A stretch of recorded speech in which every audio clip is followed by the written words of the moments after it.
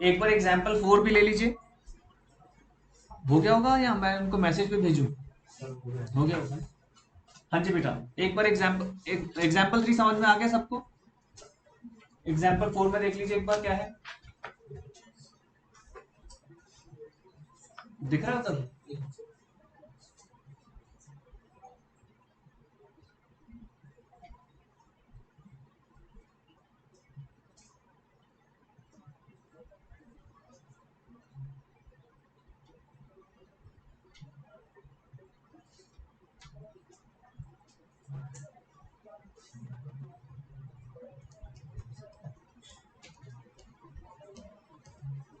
सही है, हो सकता है एग्जाम्पल, ये असल में होता है एग्जाम्पल। बिल्कुल होता है बेटा।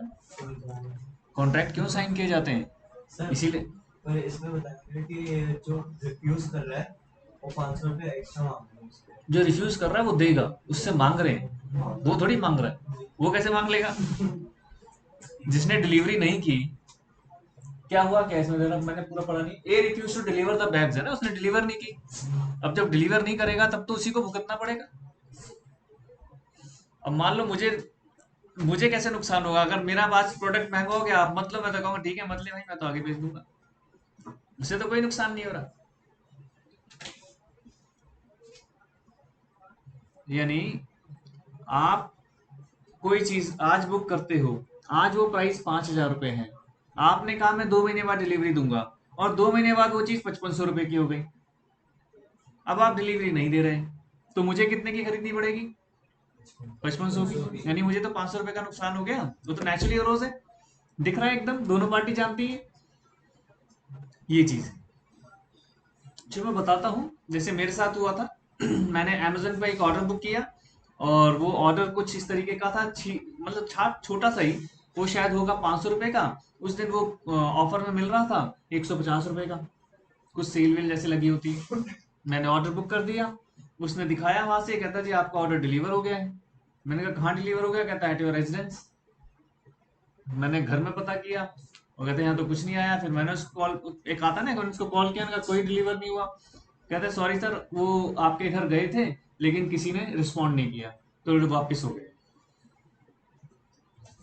जो इस तरह के लोग खेलते हैं ना गेम, अब उनको तो पता था ये प्रोडक्ट कितने रुपए का है, 150 का हो गया है। वो क्या करता है, फिर वापस स्टॉक यार्ड में जाता है। उधर नहीं जाएगा, वो स्टॉक यार्ड में चला जाता है। स्टॉक यार्ड में फिर ये लोग अपनी कुछ प्लानिंग करते हैं, और उसमें उनकी ऑक्शन वगैरह टाइप का होता है। आप लोग देखते होंगे कि यूट्यूब पर काफी सारे आउटलेट्स दिखाते हैं, जो बड़ा सस्ता सस्ता टीवी फ्रिज ये सब बेच रहे होते हैं। वो उसी का पार्ट है, वन ऑफ द पार्ट वो भी है। क्योंकि वो स्टॉक यार्ड में इकट्ठा हो जाता है सामान, इकट्ठा करके फिर उसकी बाद में ऑक्शन करते हैं। उस वक्त चल रहा था 30% पर, अब वो दे देते हैं 40% है, कुछ इस तरीके से। जैसे कई बार होता है डिलीवरी के टाइम पर स्टॉक, वो भी कई चीजें हैं, जैसे डिलीवरी के टाइम पर आपका फ्रिज स्क्रैचेस पड़ गए, तो आप तो लेने से मना कर दोगे कि क्यों लें, फिर वो भी स्टॉक यार्ड में चला था। ये भी एक ऑप्शन, मतलब कई तरह की चीजें हैं। बट ये अमेजोन जो इस तरह के जो वो चल रहे हैं, फ्लिपकार्ट, अमेजोन, इसमें बड़ा रेगुलर कोर्स ऑफ बिजनेस है ये जाके एक जगह स्टॉक होता है, फिर वो ऑक्शन होता है। तो ये लोग सॉरी, ये जानबूझकर उस वक्त की जो डिलीवरीज नहीं होती है, उसका रीजन ये है। क्लियर सबको? सेकंड पॉइंट, उसी का सेकंड पॉइंट आ गया, special damages.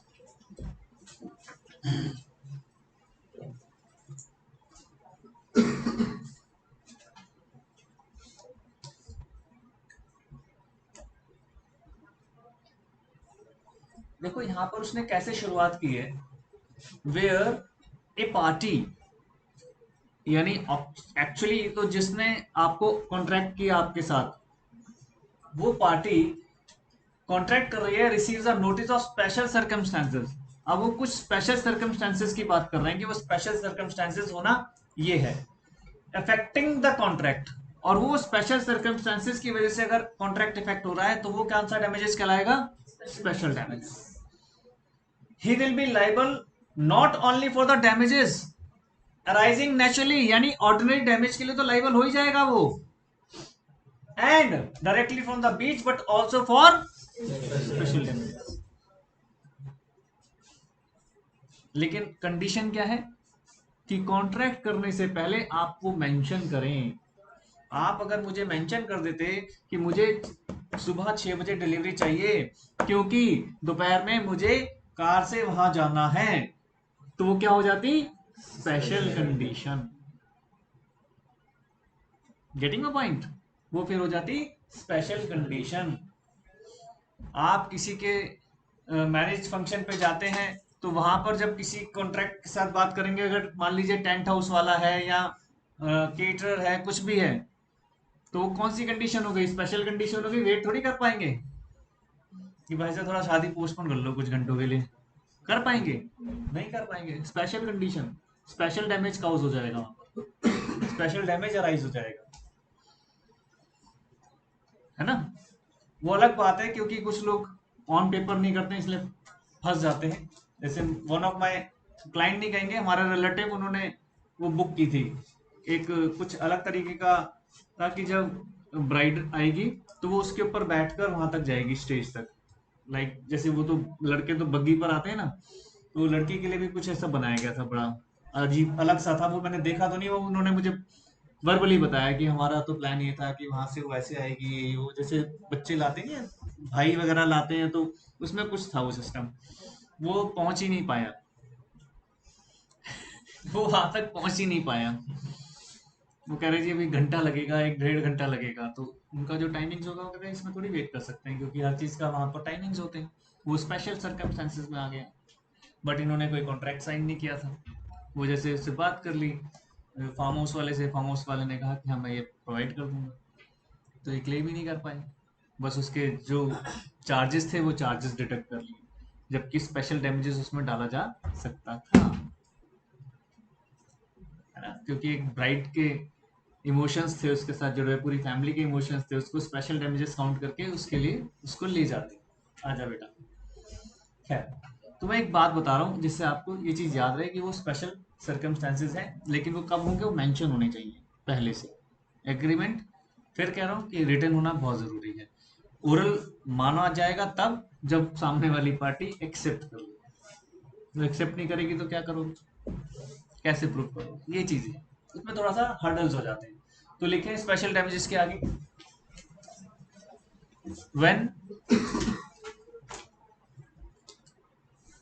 Special condition already being mentioned in the contract, when special condition already being mentioned in the contract, second arrow में लिखो that special condition affecting the contract। ये ध्यान रखना है कि वो स्पेशल कंडीशन कॉन्ट्रैक्ट को इफेक्ट करनी जरूरी है। थर्ड एरो में लिखो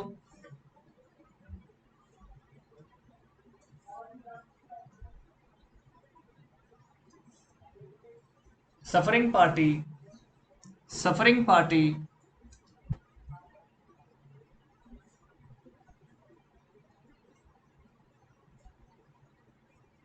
can claim ordinary damages as well as special damages. हमने इसको बिल्कुल सिंपल लिख दिया है।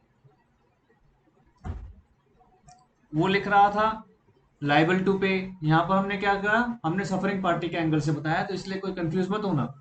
उसने दूसरी पार्टी के कंट्रास्ट में लिखा, मैंने सीधा उस पार्टी से लिख दिया जो सफरिंग पार्टी कैन क्लेम। तो कहीं सोचो कि क्या हुआ, दोनों बातें सेम है। उसमें लिख दिया लाइबल टू पे for ordinary damages and special damages, हमने क्या कर दिया? Can claim for ordinary damages and special damages. ठीक है जी। एक बार इसका एग्जाम्पल नंबर 5 पढ़ लीजिए।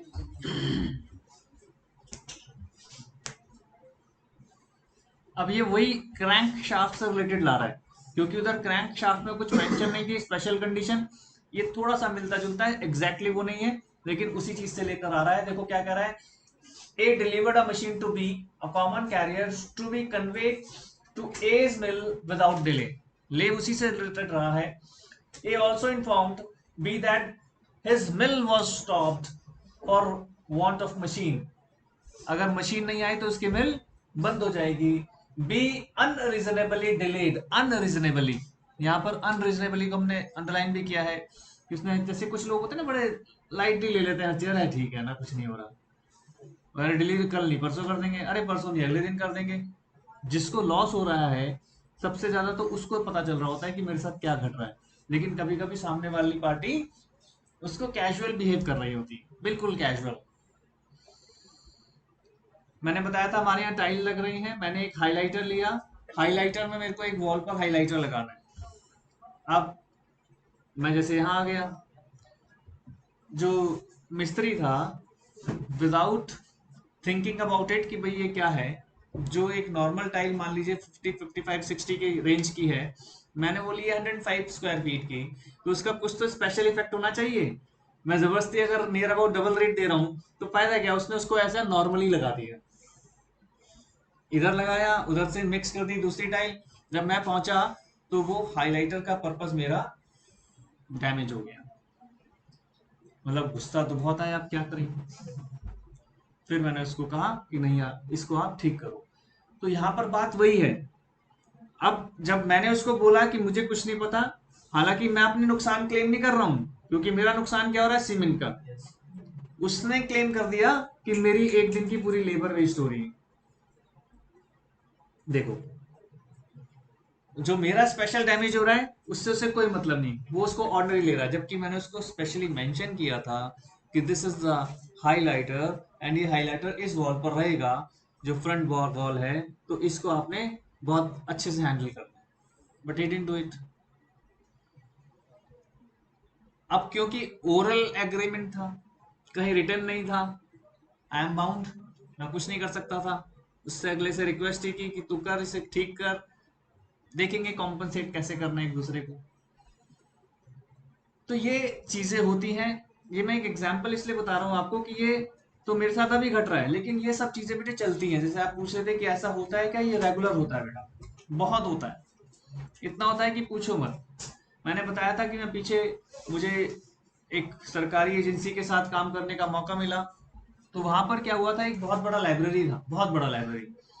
मतलब आप सोचो भगत सिंह कॉलेज जितनी बड़ी लाइब्रेरी थी, जितना बड़ा भगत सिंह कॉलेज है उतनी बड़ी लाइब्रेरी थी। कितनी बुक्स होंगी, कितना सिटिंग कैपेसिटी होगा, उनके पास कितना बड़ा स्टाफ होगा। उन्होंने क्या किया, एक डोर बनाया। वो डोर ऐसा था कि उससे अगर जैसे जो आजकल आउटलेट्स में लगते हैं कि अगर आपने उसका कपड़ा बाहर निकाल लिया तो पी पी बजेगी, तो उसमें ऐसा था कि अगर आपने बुक लाइब्रेरी से बाहर निकाली तो वो पकड़ लेगी मशीन। कुछ उसको RFID कुछ बोलते हैं जो भी है, क्योंकि उसमें मार्किंग हो जाती है तो वो बाहर नहीं ले जा सकते हैं। मशीन लग गई, सब कुछ हो गया। पहले दिन अच्छे से मशीन ने काम किया, दूसरे दिन अच्छे से मशीन ने काम किया, तीसरे दिन बोल गई हाँ कुछ नहीं। बहुत करोड़ों रुपए का प्रोजेक्ट था, अच्छा खासा, मतलब अकेले वो भी एक पार्ट ऑफ मशीन थी, बाकी कुछ उनको दिया गया था। और इन्होंने उसका पेमेंट कुछ रोक लिया, क्योंकि भाई आपके पास ये पेमेंट करना चाहिए था। और वो कोर्ट केस चला, उसको मैंने सेटलमेंट कराई। तब जाकर वो समझाया गया कि जो आपने स्पेशल डैमेज हुआ है, उसने सारा ब्लेम किस पर डाल दिया, इस एजेंसी पर, कि आपने इस मशीन को ऐसे हैंडल किया जिसकी वजह से, इस मिस हैंडल किया जिसकी वजह से मशीन खराब हो गई, हमारी तरफ से कोई कॉम्पनसेशन नहीं बनता। तो खैर मैं एक बात बता रहा हूँ, तो वो जो छोटी छोटी ये चीजें होती हैं, हर जगह होती हैं बेटा। तो जब आप प्रैक्टिकली एंटर करेंगे मार्केट के अंदर, जब आप एक ऑर्गेनाइजेशन के सीए बनेंगे, तो आप देखेंगे कि अच्छा ये सब छोटे छोटे काम ऐसे हो रहे हैं, होता रहता है। आप रेफ्रिजरेटर खरीदो, कंप्रेशर की गारंटी अलग होती है, पूरे बाकी फ्रिज की गारंटी अलग होती है। कंप्रेशर भूल जाएगा, कंपनी तो हाथ खड़े कर देती है, तो फिर ये कोर्ट के ही रास्ते बचते हैं। तो ये उन्हीं चीजों की बात हो रही है, वहां पर भी तो डैमेज हो रहा है एक तरीके का। तो वो सब चीजें हैं।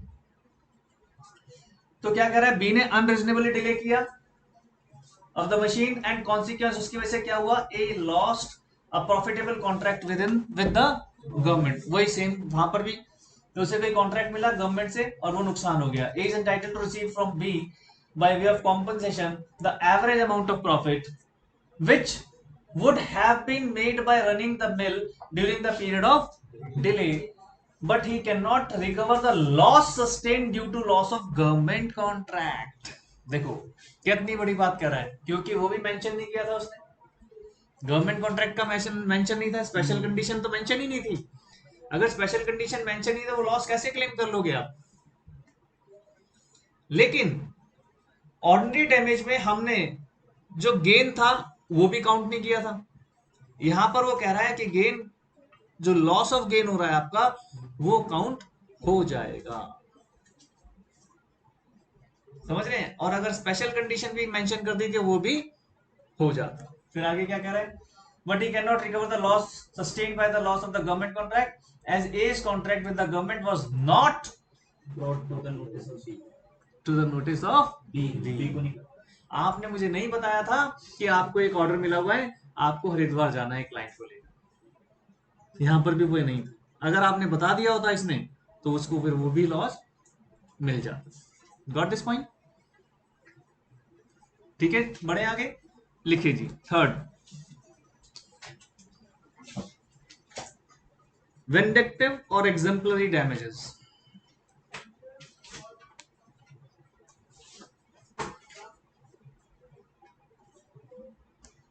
ये आ रहा है जो अभी हम एक एग्जाम्पल लिया था उसी से रिलेटेड।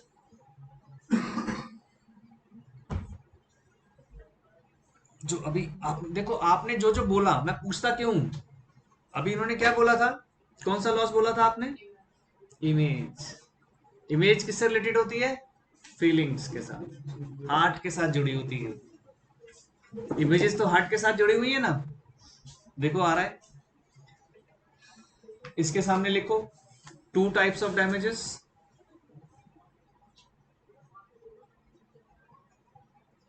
पहला, ये इसी के लिए बोल रहा है, विंडिक्टिव के लिए। पहला,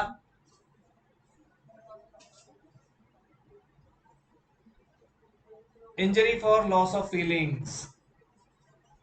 injury for loss of feelings, और डॉट डॉट डालकर लिख दो, in case of marriage.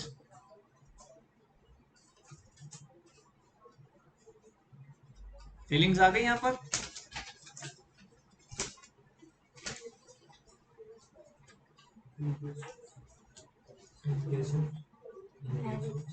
Marriage, ये दो स्पेशल कंडीशन को मैसेज आपको कर रहा है। फिर सेकंड लिखो, इंजरी फॉर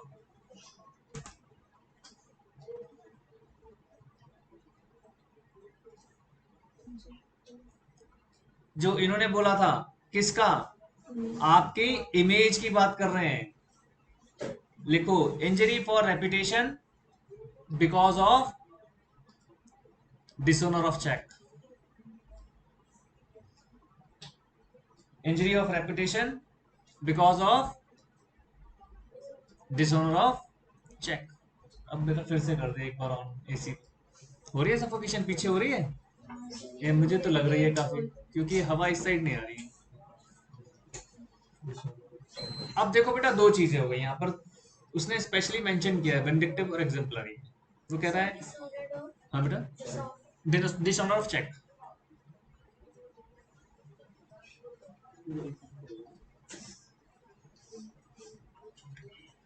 फीलिंग्स कब हर्ट होगी? जो पहले केस में लड़की ने मना कर दिया या लड़के ने मना कर दिया। कोई ऑल्टरनेटिव है ना? ऐसा तो नहीं है वो पिक्चरों में दिखाते हैं कि लड़के का दोस्त आ गया, मैं करूंगा शादी। ऐसे नहीं होगा। घर नहीं, बारात खाली हाथ नहीं जाएगी। डोली जरूर उठेगी, है ना? वो तो पॉसिबल नहीं। तो वो कह रहा है कि अब इस केस में जो भी सफरर पार्टी, मतलब मैंने लड़कों की तरफ ज्यादा ले लिया, कभी कभी लड़कियां भी कर देती होंगी ऐसा, ऐसी बात थोड़ी। लड़की, वो एक मैंने उसमें पढ़ा था, आजकल तो बड़े छोटे छोटे वो आ रहे हैं ना कि मीम्स भी बनकर आ जाते हैं। और एक वो लोग बड़ी आजकल वीडियोस बनाते रहते हैं ना, उसमें उसने एक वीडियो डाला हुआ था कि भाई वो बॉयफ्रेंड आता है मिलने और वो उसके साथ ही चली जाती है कि अच्छा टाटा बाय बाय। मतलब दूल्हा वहीं बैठा रह जाता है स्टेज पर और वो उसके साथ चली जाती है। तो ये क्या हो रहा है? जो लॉस कर रहा हूँ अभी तो खैर, मतलब प्रॉमिस ब्रीच हो रहा है ना, क्योंकि दोनों की शादी होनी चाहिए थी और वहां पर या तो लड़का गायब या लड़की गायब। तो उस केस में विंडिक्टिव डैमेज। ये तो एक है और फैक्ट है, जो सफरिंग पार्टी है दूसरी पार्टी पर केस कर सकती है, क्योंकि उसके साथ जो लॉस हो रहा है उसका कोई कॉम्पनसेशन नहीं है। विंडक्टिव इसीलिए बोला गया, उसे एग्जाम्पलरी बोला गया कि एकदम इमेज से मतलब कैलकुलेशन से परे है। कैसे, अब लड़की कैसे कहेगी मेरा नुकसान कितना हो गया, दूल्हा भाग गया या दुल्हन भाग गई, कैसे कैलकुलेट करोगे? ऊपर के तो समझ में आ रहे थे कि लॉस ऑफ गेन, समझ में आ रहा था कि ऑर्डर नहीं मिला, समझ में आ रहा था कि 5 दिन मिल बंद रही, इसमें कैसे निकालें कुछ नहीं पता। बहुत मुश्किल है कैलकुलेट करना, जहां फीलिंग्स हर्ट होती है उसका तो नुकसान पैसों में कैलकुलेट करना बहुत ही मुश्किल है। Same for dishonour of cheque. छोटी छोटी बातें होती है, कितनी बुरी लग जाए आपके दिल पर किसी को भी नहीं पता है। पीछे आप छोटे रहे होंगे, आपको शायद ना पता हो, अभी पीछे क्या हुआ था कि बैंकिंग सिस्टम चेंज हुआ, बैंक ने सबके अकाउंट नंबर चेंज कर दिए, सबके। कुछ ऐसा अंदर अंदर एक सरकार ने सिस्टम चेंज किया, आरबीआई की कुछ गाइडलाइंस फॉलो की गई, हर बैंक का अकाउंट नंबर चेंज हो गया। चाहे तो सफिक्स लग गए या प्रीफिक्स, कुछ भी करके नंबर्स में इधर उधर करके वो सबके चेंज हो गए। हार्ड लक, आप कहोगे सर अपने ऊपर ही ले जाते हैं एग्जाम्पल, अब क्या करें, एज इतनी होगी ना, कहीं एग्जाम्पल फिट बैठ जाते हैं। मैंने अपनी बेटी की स्कूल फीस पे की बाय चेक, और उसी 1-2 दिन के अंदर हो गया चेंज मेरा अकाउंट नंबर। बैंक के पास पहुंचा चेक मेरे स्कूल की फीस की तरफ, स्कूल की तरफ से, और वो हो गया बाउंस। सर वो पुराने चेक तो वैलिड नहीं नहीं, पुराना चेक नहीं था। चेक ये क्या था, इन्होंने उसके लिए एक सिस्टम रखते हैं कि इतने दिन तक ये चीज चलती रहेगी। Cheque was valid, but the problem was कि जो पीछे एक इन्होंने इंटरनेट सिस्टम किया था, उस इंटरनेट सिस्टम की वजह से ये वायलेशन हो रहे थे। हमारी तरफ वायलेशन नहीं था, लेकिन इतने कम वक्त हैं, स्कूल वालों ने तो 300 रुपए काट नहीं थे कि चेक बाउंस हो गया आपका, बैंक वालों ने भी काट लिए, चेक बाउंस हो गया। मतलब 600 रुपए का नुकसान हो गया, सिर्फ किसकी गलती से? आरबीआई की गाइडलाइंस को उन लोगों ने फॉलो किया, और भुगता किसने? बट मुझे क्या हर्ट हुआ, मेरा चेक बाउंस हो गया। मेरी लाइफ का एकमात्र चेक जो बाउंस हुआ है अब तक का, वो भी किसकी गलती से? आरबीआई की गाइडलाइंस को बैंक वालों ने फॉलो किया, और इफेक्ट हर्जाना पड़ना पड़ा मुझे। बैंक में पहुंचा, मैनेजर, अरे सर मैं रिवर्स करा दूंगा, क्यों इतना परेशान हो रहे? पता था एडवोकेट है। मैंने कहा नहीं, मैं तो भाई केस डाल दूंगा, मेरे 300 रुपए मेरे वापस करो, और आपकी वजह से मेरा 300 रुपए स्कूल में भी नुकसान हो गया, क्योंकि अगली बार जब फीस डिपॉजिट करनी तो दे चार्ज 300 रुपए एक्स्ट्रा। स्कूल वाले तो हैं कम वक्त, उनको तो मतलब ही नहीं इस बात से कि भैया क्या हुआ होगा, मतलब नो बडी बॉदर्स। मैं उन्हें स्कूल वालों को भी कहा, मैंने कहा why are you doing so, मैंने कहा मेरा फॉल्ट क्या है, मैंने तो आपको चेक दिया, और चेक बाउंस क्या इस वजह से हो रहा है? इनसफिशिएंट फंड्स, सिर्फ चेक उस पर लिखा हुआ आया है अकाउंट नंबर नॉट मैच, कह देख लो मेरी गलती नहीं है, कौन बॉदर करता है? फिर 300 रुपये सब ऐसे सर 300 रुपये तो है, ठीक बात है, मान लो एक दिन पिज्जा नहीं खाया, तो ये भी बात ठीक है। मैनेजर ने यही कहा मुझे कि सर मान लो एक दिन पिज्जा नहीं खाया, मैं क्या करूं? मैंने कहा मंगा कर वापस करूं, या कैसे कैसे फील करूं कि नहीं खाया? मैं कहीं आप मंगा लो मैं ना मंगाऊं, मेरे सामने चिड़ा चिड़ा कर खाना, तो ऐसे फील होगा क्या? मैंने कहा कहीं तो फील करवाओ।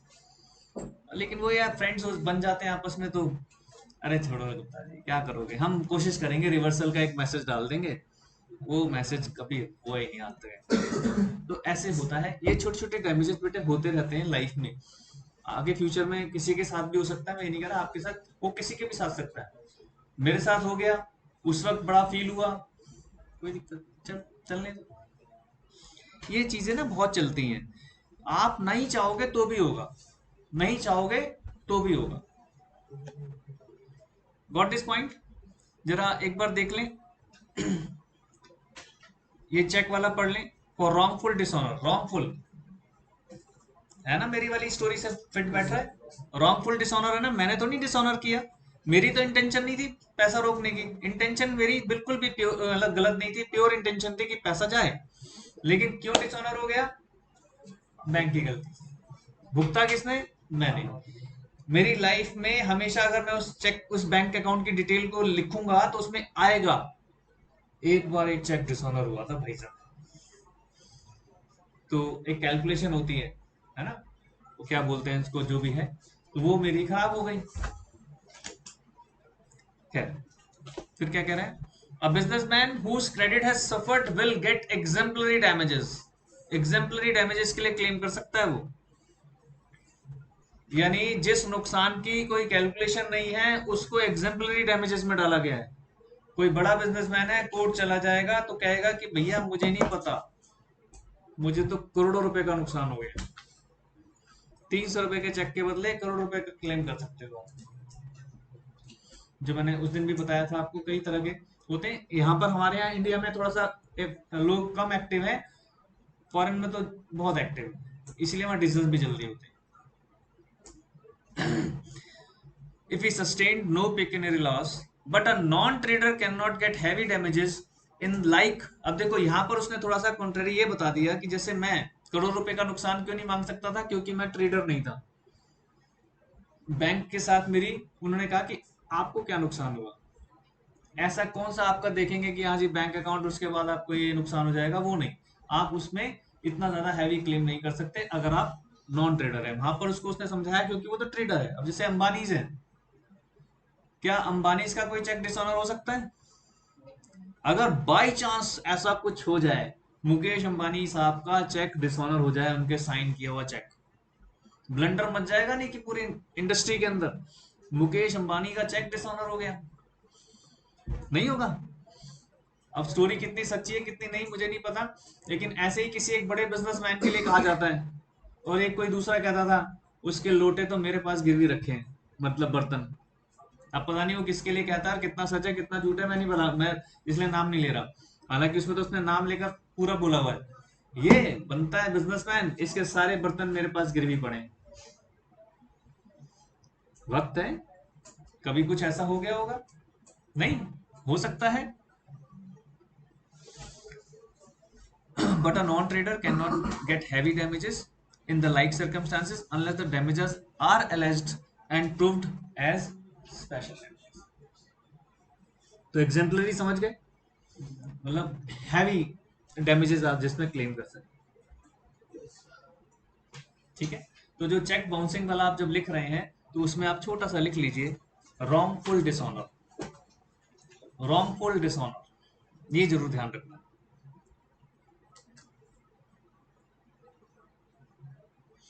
और एक इसी के नीचे नेक्स्ट एरो में लिख लीजिए इस केस का नाम, Gibson versus Westminster bank.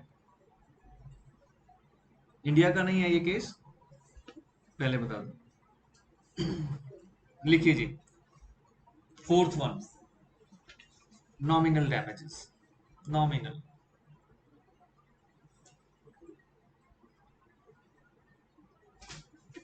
Nominal damages क्या होते हैं?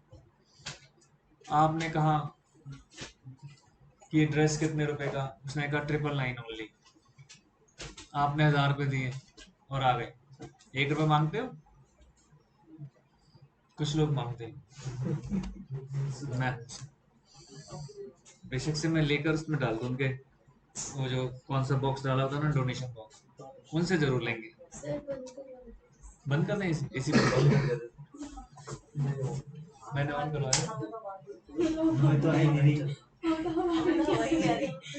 हवा नहीं आई, सफोकेशन बाहर फेंकेगा। नहीं हवा भी फेंकता है लेकिन एक सफोकेशन भी बाहर फेंकता है। अब क्या करें, इसका रिमोट नहीं मिल रहा, मैं ढूंढ रहा था, नहीं तो मैं उस साइड कर देता इसके सारे विंग्स।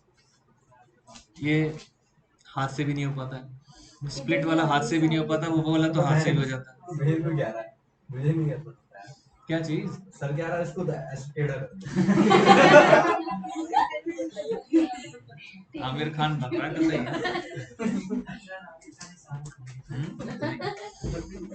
आमिर खान नहीं तो कहा था इस पिक्चर में, एसी इधर घुमा दे जरा। कौन सी पिक्चर आई थी उर्मिला मातोंडकर के साथ?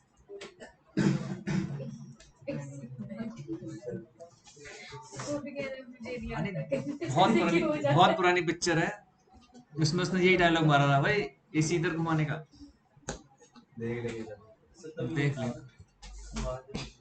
पुरानी बहुत पुरानी है, अब नहीं देख, अब अच्छी नहीं लगेगी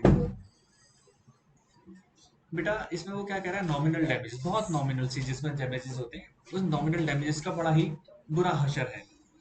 क्या कह रहा है, nominal damages are awarded when the plaintiff has proved that there has been a breach of contract but he has not in fact suffered any real damage. तो प्लांटिफ क्या है? प्लेंटिफ होता है जो केस डालता है, समझ ले, प्लेंटिफ वो होता है जो केस डालता है, उसे पिटिशनर भी बोलते हैं, वो प्लेंटिफ भी होता है। वो कह रहा है प्लेंटिफ को बड़ा नॉमिनल सा डैमेज हुआ, उस नॉमिनल डैमेज के लिए वो केस कर रहा है। जैसे मैंने अभी बताया आपको, आपने केस कर दिया जी मेरे 1 रुपए वापस नहीं किया, नॉमिनल सा डैमेज है। और ऐसे वो कहता है तो चलता रहता है, छोटी मोटी बातें तो चलती रहती हैं। It is awarded just to establish the right to decree for the breach of contract. सिर्फ एक डिक्री के लिए उसको मिल गया कि हाँ भैया 1 रुपए वापस करो। जैसे मैंने उस दिन आपको बताया था कि एक पोस्टेज को लेकर 6 रुपए 95 पैसे का केस चलता रहा 10 साल तक। मैंने बताया था कि एक बहुत बड़े ऑफिसर थे, उन्होंने रेलवे से टिकट बुक कराई थी, 1 रुपया उनको भी नहीं मिला था, वो 1 रुपए के लिए चले गए। अब उनकी नाक में ये अटक गया मैटर कि अब मैं तो ये केस जीत के दिखाऊंगा। जीत भी गए तो क्या मिला उन्हें, सिर्फ 1 रुपया और थोड़ा सा वही मिला वकीलों का खर्चा, थोड़ा सा। तो कह क्या रहा है देखो, it was awarded just to establish the right to decree. ये अवॉर्ड किया गया एक राइट टू डिक्री के लिए कि भैया दे दो यार 1 रुपया, just to establish right of degree only, और कुछ नहीं। डिग्री मतलब होता है जजमेंट में आपके पास आ जाए कि इनको 1 रुपया दो, वो क्या बन गए, लैंडमार्क केसेस बन गए, और कुछ नहीं है, और कुछ नहीं है। वो चाहे आप 1 रुपया लो भी ना, लेकिन ऑन पेपर आ गया कि मैं केस जीत गया भाई, देखा, ये देखो, बस और कुछ बात नहीं होती है। ठीक है, तो नॉमिनल डैमेजेस में लिख लीजिए फर्स्ट एरो में।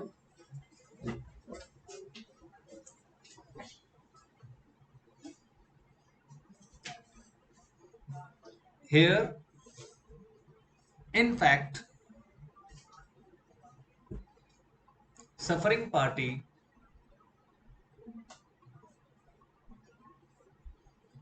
not suffered any real damage. Here, suffering, अब suffering लिखना पड़ रहा है क्योंकि केस तो कोर्ट में पहुंचा है। Suffering party in fact not suffered any real damage. उसको कोई एक्चुअली में डैमेज नहीं हुआ है, वो सिर्फ एक नाक की लड़ाई है, नॉमिनल डैमेज। उस नॉमिनल डैमेज को वो कह रहा है डैमेज काउंट नहीं हो सकता, लेकिन है फिर भी डैमेज। मेरा 1 रुपया नहीं दिया, डैमेज तो है, कोर्ट डिनाई नहीं कर सकती एक्चुअली। कोर्ट कैसे डिनाई कर दे, नहीं दिया तो नहीं दिया भाई, सही बात है। सेकंड एरो में लिखो, it is awarded just to establish, it is awarded just to establish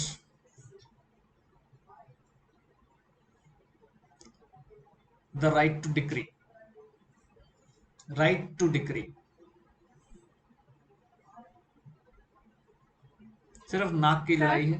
हाँ जी, right to decree, DEC। Sir हाँ जी बच्चे, सर बट फिर वो इतने साल क्यों चलता है केस, तो छोटे से अमाउंट का है, बेटे this is not our subject, ये मत पूछो, ये जब आओगे ना कोर्ट में तब बताएंगे। अभी सिर्फ फाउंडेशन में इतना ही पढ़ लो कि अब ये 1 साल चले या 1 महीना चले या बेटा 10 साल चले, ये एक अलग चीज है, ये कोर्ट प्रोसीडिंग्स है बेटा। समझ रहे हो भव्या मेरी बात, ये कोर्ट प्रोसीडिंग है बेटा, कोर्ट प्रोसीडिंग अभी हमारा पार्ट नहीं है ना, हमारा पार्ट कॉन्ट्रैक्ट है बस।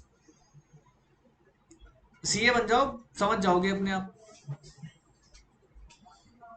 कुछ चीजें प्रैक्टिकल लाइफ में आकर समझ में आती हैं बेटा, उनके जवाब बीइंग अ टीचर शायद मैं भी ना दे पाऊं।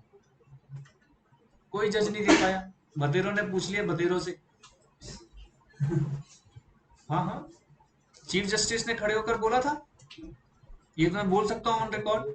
चीफ जस्टिस साहब की स्पीच चल रही थी, उन्होंने बोला था, उन्होंने बोला सेंट्रल गवर्नमेंट को एड्रेस करते हुए कि एक बहुत बड़ा बल्क ऑफ केसेस तो गवर्नमेंट्स ही आपस में लड़ रही हैं। समझ रहे हैं, सुन रहे हो भाभी आप? Yes sir. बहुत बड़ा बल्क ऑफ केसेस, मतलब लाखों केसेस गवर्नमेंट एजेंसीज आपस में लड़ रही हैं, और है तो है, पेंडेंसी है, क्या करें। मैंने आपको एग्जाम्पल कितने सारे दे दिए,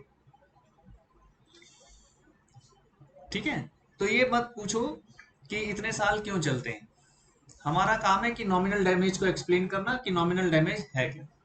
अब नाक की लड़ाई है, बताओ, 1-1 रुपए के लिए केस चल रहा है, वकील क्यों दुखी होगा, मैं क्यों दुखी होऊंगा अगर आप मेरे पास आओ कि सर 1 रुपए लेना है किसी से, केस कर दो, जबकि कोई तुक तो नहीं है।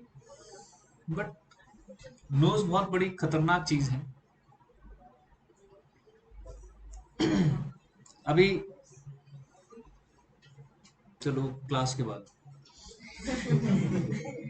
हाँ जी, नेक्स्ट लिखो बेटा, damages for deterioration caused by delay.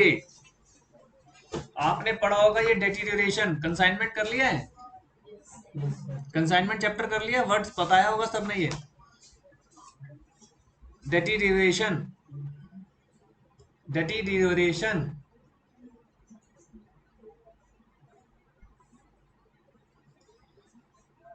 आपने टमाटर का ऑर्डर दिया, टमाटर की लाइफ कितनी है, मतलब वो फ्रिज व्रिज वाले सिस्टम से छोड़ दो, नॉर्मल की बात कर रहे हैं, 2-3 दिन, 4 दिन, बहुत हरा ले लिया तो 7 दिन, इससे ज्यादा तो नहीं।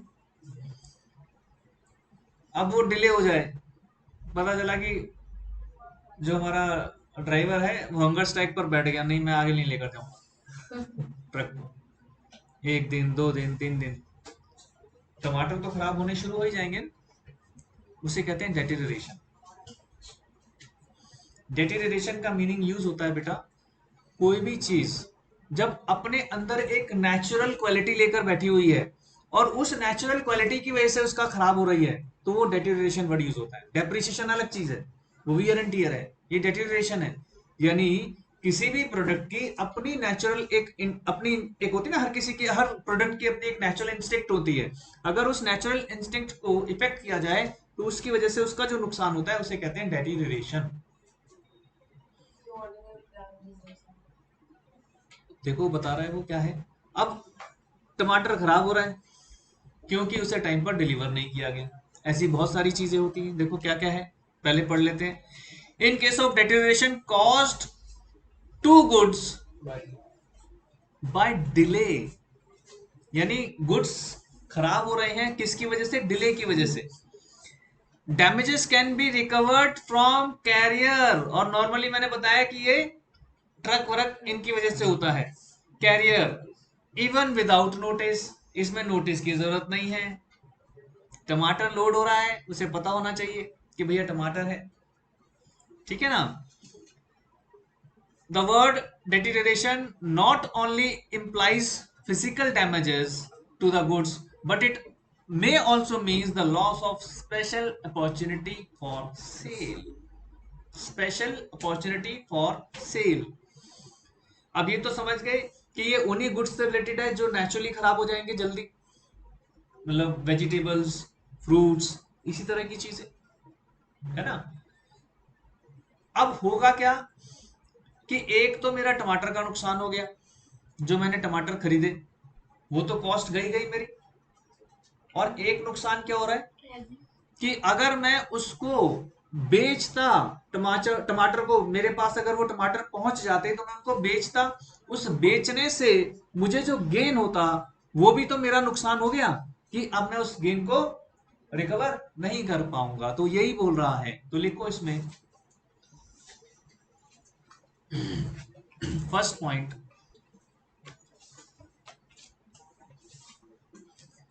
डेटीरियोरेशन मीन्स, पहले मीनिंग लिख लेते हैं डेटीरियोरेशन का जिससे आपको समझ में आएगा। Deterioration means damage of goods, damage of goods due to its natural reason, damage of goods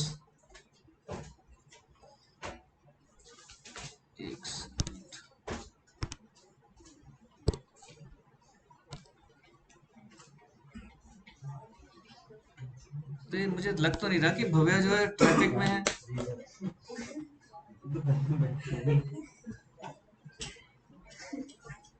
है ना, मुझे भी याद आया। भव्या, भव्या, अच्छा ये भी देखना मुझे। अरे यार, नहीं यार, अभी तो मैं ही हूँ। हाँ ये हो सकता है कि भव्या हाँ जी, कहाँ पहुंचे। मैं बस आ रही हूँ। अच्छा चलो ठीक है, आ जाओ।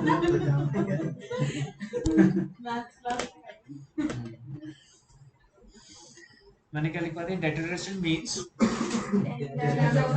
Damage of goods due to its natural reason oblique quality, reason oblique quality, जो उसकी नेचुरल क्वालिटी है उसकी वजह से उसका डैमेज होगा। ठीक है जी, पहली बात तो ये ध्यान रखो। फिर नेक्स्ट एरो में लिखो,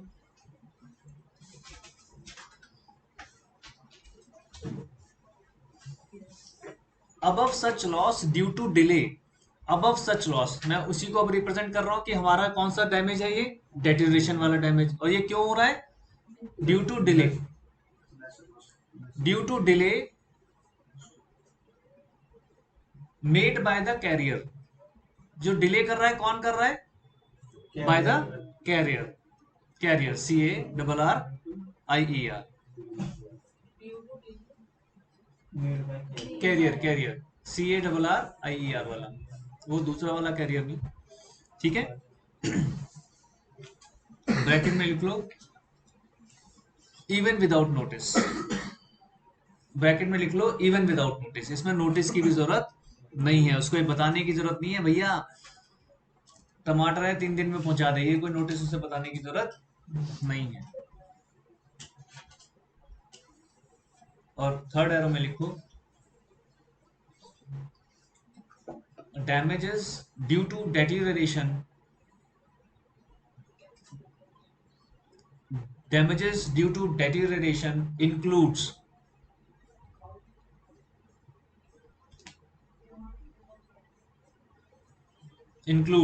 A physical damage, B loss of special opportunity for sale, loss of special opportunity for sale, get this point। ठीक है जी, आ जाओ जी फटाफट, last prefixed damages, prefixed damages. Carrier का तो बेटे आप लोग जानते भी होंगे कि अगर आप किसी कैरियर एजेंसी को हायर करते हैं, वो कैरियर एजेंसी पहले आपके घर आती है। अगर मान लीजिए आप अपना घर शिफ्ट कर रहे हैं और आप उन्हें बता दें कि मुझे ये सामान लेकर जाना है, मैं आपको प्रैक्टिकली एक बता देता हूँ कि वो क्या करते हैं। फिर बेटा उस पर नोट करते हैं पहले कि क्या है, ये टेलीविजन है, वो आपसे टेलीविजन की कॉपी भी मांग लेते हैं, बिल की कॉपी, कि दिखा दो ये बिल कितने रुपए का है, कब खरीदा। और फिर वो उसकी प्रेजेंट कॉस्ट निकालते हैं कि आज इसकी प्रेजेंट कॉस्ट ये है, उसके हिसाब से फिर वो उसकी चार्जेस लेते हैं। ऐसा वो इसलिए करते हैं कि अगर बाई चांस कुछ हुआ डैमेज तो फिर आप वो लॉस वहां पर क्लेम कर सकते हैं कि भाई ये दे दो, क्योंकि हमने आपको पहले ही मेंशन कर दिया था कि this TV is now of this value. और वो टीवी बाई चांस टूट गया तो आप उतना क्लेम कर सकते हैं। ठीक है, क्योंकि ये भी बहुत कैरियर एजेंसीज के साथ बहुत लफड़े, बहुत ज्यादा लफड़े, क्योंकि सबसे पहली बात तो इस तरह के डैमेजेस पहले जाते हैं किसमें, कंज्यूमर कोर्ट्स में। मतलब प्रैक्टिकली तो आप बोल दोगे कि नहीं चाहिए, हम ऐसे ही ठीक है, प्रैक्टिकल बताओ वो हमें नहीं चाहिए, ऐसी ठीक है, तो इतना बुरा हाल है। क्योंकि उनके पास इतने सारे वो हैं तरीके कोर्ट को कन्विंस करने के कि पूछो मत। हमारे क्लाइंट का तो बक्से बुक्से तोड़ ताड़ कर सब सामान निकाल लिए, मतलब बकायदा वीडियो बनी जिसमें आ रखा है कि लॉक्स टूटे हुए हैं। कन्विंस करना मुश्किल हो गया कि ये अंदर से टूटे हुए। ऐसे हालात। तो खैर वो एक हमारा सिस्टम है जो मैनिपुलेट हो रखा है, और कोई बात नहीं। लेकिन पढ़ाई के हिसाब से, थियरी के हिसाब से तो ये डैमेजेस आप क्लेम कर सकते हैं। मैं दोनों चीजें साथ साथ बताता जा रहा हूँ कि प्रैक्टिकली लाइफ में चल क्या रहा है। Last is pre fixed damages. ये मैं इसीलिए बताया प्री फिक्स्ड डैमेजेस से पहले, ये है वो कि जब पहले से डिसाइड हो जाता है कि इस प्रोडक्ट की वैल्यू ये है, इस प्रोडक्ट की वैल्यू ये है। नॉर्मली वो लोग प्री फिक्स डैमेजेस पहले से फिक्स कर देते हैं कि भाई अगर ये नुकसान होगा तो इसकी भरपाई हम इतनी करेंगे। हाँ, कितनी होती है practically, that is a different issue. एक बार जरा इसे लास्ट पढ़ लें। Sometimes party to contract stipulate at the time of formation that on a breach of contract by any of them a certain amount will be payable as damage prefixed। जो मैंने बताया वो आएंगे आपको बताएंगे टीवी की ये वैल्यू है जी, अगर इनकेस टीवी टूटा। अब इसे कई बार क्या होता है, आपने एक पैकिंग करा दी और उन्हें नहीं बताया कि इसके अंदर क्या है, वो आपका डैमेज से बाहर हो गया। अब वो टूट गया तो वो उसका डैमेज नहीं देंगे, वो कहेंगे दिखाओ कहाँ लिखा है, लिखा ही नहीं। वो बकायदा बॉक्स के नंबर्स डलते हैं, बॉक्स में क्या है वो सब कुछ मेंशन किया जाता है। इंश्योरेंस भी होता है उसका, पता है? जो बड़े बड़े कैरियर एजेंसीज हैं वो इंश्योरेंस भी कराती हैं, क्योंकि फिर वो क्या करती हैं कि जो टूटा इंश्योरेंस कंपनी क्लेम देगी। बहुत अच्छी, मतलब एक सिस्टमेटिक गेम है। अगर उससे चला जाए तो हर चीज सेफ है। इंश्योरेंस कंपनी का काम क्या है? डैमेज को भरपाई करना। और क्या काम है? कोई मर जाता है तो क्या करते हैं, उसके पीछे वारिसों को पैसा देते हैं, ले भाई। एक्सीडेंट हो जाए तो क्या करते हैं कि लो भाई कॉम्पनसेशन, मेडिकल मिल जाता है। कोई बीमार हो जाए तो भी हो जाता है, ऑपरेशन कराने जाओ तो मिल जाता है। अब वो अलग बात है कि मैनिपुलेशन है कि आपके पास इंश्योरेंस कितने का है जी, आपने कहा 10 लाख का, आ जाओ एडमिट कर लो। और एक वो उस पर मार्किंग कर देते हैं, आजकल तो सॉफ्टवेयर है ना कि जिस दिन 9 लाख रुपए हो जाए बता देना। 9 लाख रुपए हो जाता है तो सॉरी बोल देते हैं कि 1 लाख रुपए बाद में भी तो लेना है ना। तो वो सारी चीजें हैं। अब वो क्या हो रहा है, वो मैनिपुलेशन हो रहा है। सब जानते हैं, हर कोई जानते हैं मैनिपुलेशन हो रहा है। किसी भी हॉस्पिटल में चले जाओ, आप बताओ कि भाई ये प्रॉब्लम है, वो आपसे क्या पूछते हैं हॉस्पिटल वाले? इंश्योरेंस है? भाई क्यों पूछ रहे हो भाई? क्योंकि जैसे ही आपने बोला यस, आपको स्पेशल ट्रीटमेंट मिलेगा। भाई ऑब्वियसली फिर तो दवाइयों के चार्जेस अलग हो जाएंगे, इंजेक्शन जो लगेगा उसका प्राइस अलग हो जाएगा, डॉक्टर जो आएगा फिर वो अपोलो वाला आ जाएगा। जैसे सरकारी वाला बुला लेंगे, नहीं तो फिर अपोलो वाला आया हो कि आपके पास तो इंश्योरेंस है जी, आप तो रईस लोग हैं। और ज्यादा उनका दिल करे तो एक के साथ 2 दिन बीमारी फ्री में दे देते हैं कि ये भी है जी और ये भी है। हु नोज हमारे शरीर में क्या चल रहा है, नोबडी नोज। तो प्रीफिक्स डैमेजेस में ज्यादा डिटेल में नहीं जाएंगे, इसमें आप लिख लीजिए damages being already damages being already evaluated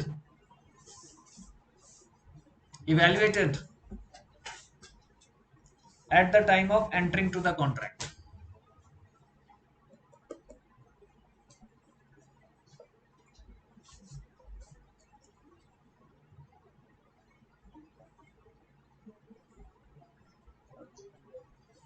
at the time of entering to the contract।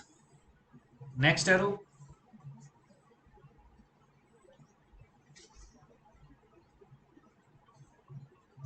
To types. अब ये 2 तरह के होंगे,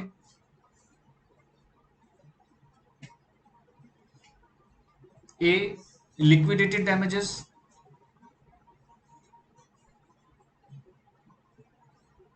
बी पेनल्टी।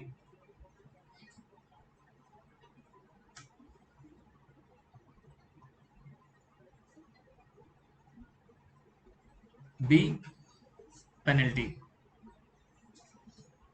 एक बार एग्जांपल 6 पढ़ लो, क्योंकि इसमें ज्यादा नहीं लिखा रहा, आगे वो पूरा हेडिंग आ रही है पेनल्टी एंड लिक्विडेशन डैमेजेस की। एग्जांपल नंबर 6 एक बार पढ़ लें।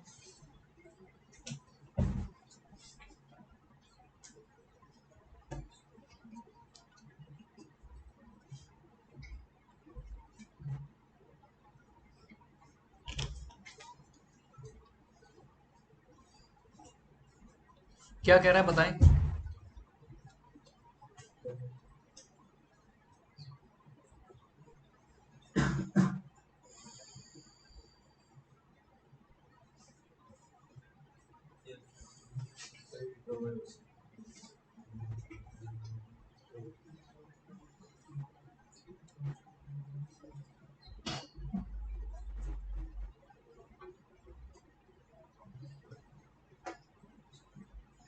तो सिंपल है कि अगर आपका एक तरीके का फिक्स हो गया, प्री फिक्स्ड है ना, कि भाई 1 लाख तक का नुकसान आपको कॉम्पनसेट कर देंगे। अब नुकसान आपको 70,000 का हुआ तो कितना क्लेम कर पाओगे? 70,000। अब नुकसान आपका 1.5 लाख का हुआ तो कितना क्लेम कर पाओगे? 1 lakh. Which ever is less, क्योंकि आप 1 लाख से ज्यादा का क्लेम आप कर नहीं सकते, और वो मैक्सिमम 1 लाख है। तो अब 70,000 का नुकसान हो तो 70,000 ही तो देगी कंपनी। ये चीज है। Got is point. Example number 7 पढ़ लो।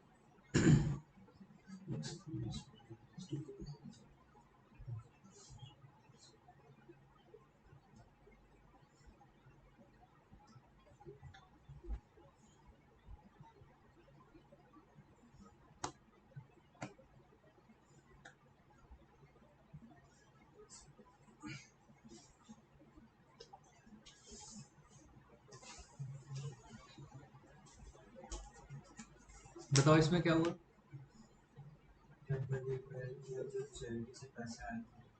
आने थे उसको 75 भाई इसने भी कहा था इसमें कि हाँ ठीक है, जो नुकसान होगा मैं, जो रिपेयरिंग वर्क है वो मैं करा दूंगा।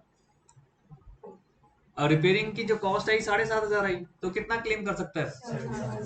7,500 तो क्लेम कर सकता है, उससे ज्यादा वो क्लेम नहीं कर सकता। सिंपल सी बात बता रहे। प्री फिक्स्ड 10,000 रुपए तक का फिक्स हो गया। अब खर्च ही 7,500 हुआ है तो 7,500 ही तो मांगोगे। ये मतलब है प्री फिक्स्ड। तो प्री फिक्स में दिमाग में रखना है आपको कि वो पहले से ऑलरेडी फिक्स्ड हो चुका होता है। आओ जी next heading, penalty and liquidity damages section 74। मैंने ऊपर इसलिए थोड़ा सा छोटा करके छोड़ दिया कि अब यहां पर इसमें ये पढ़ लेंगे। क्या हुआ सुहानी, थक गई?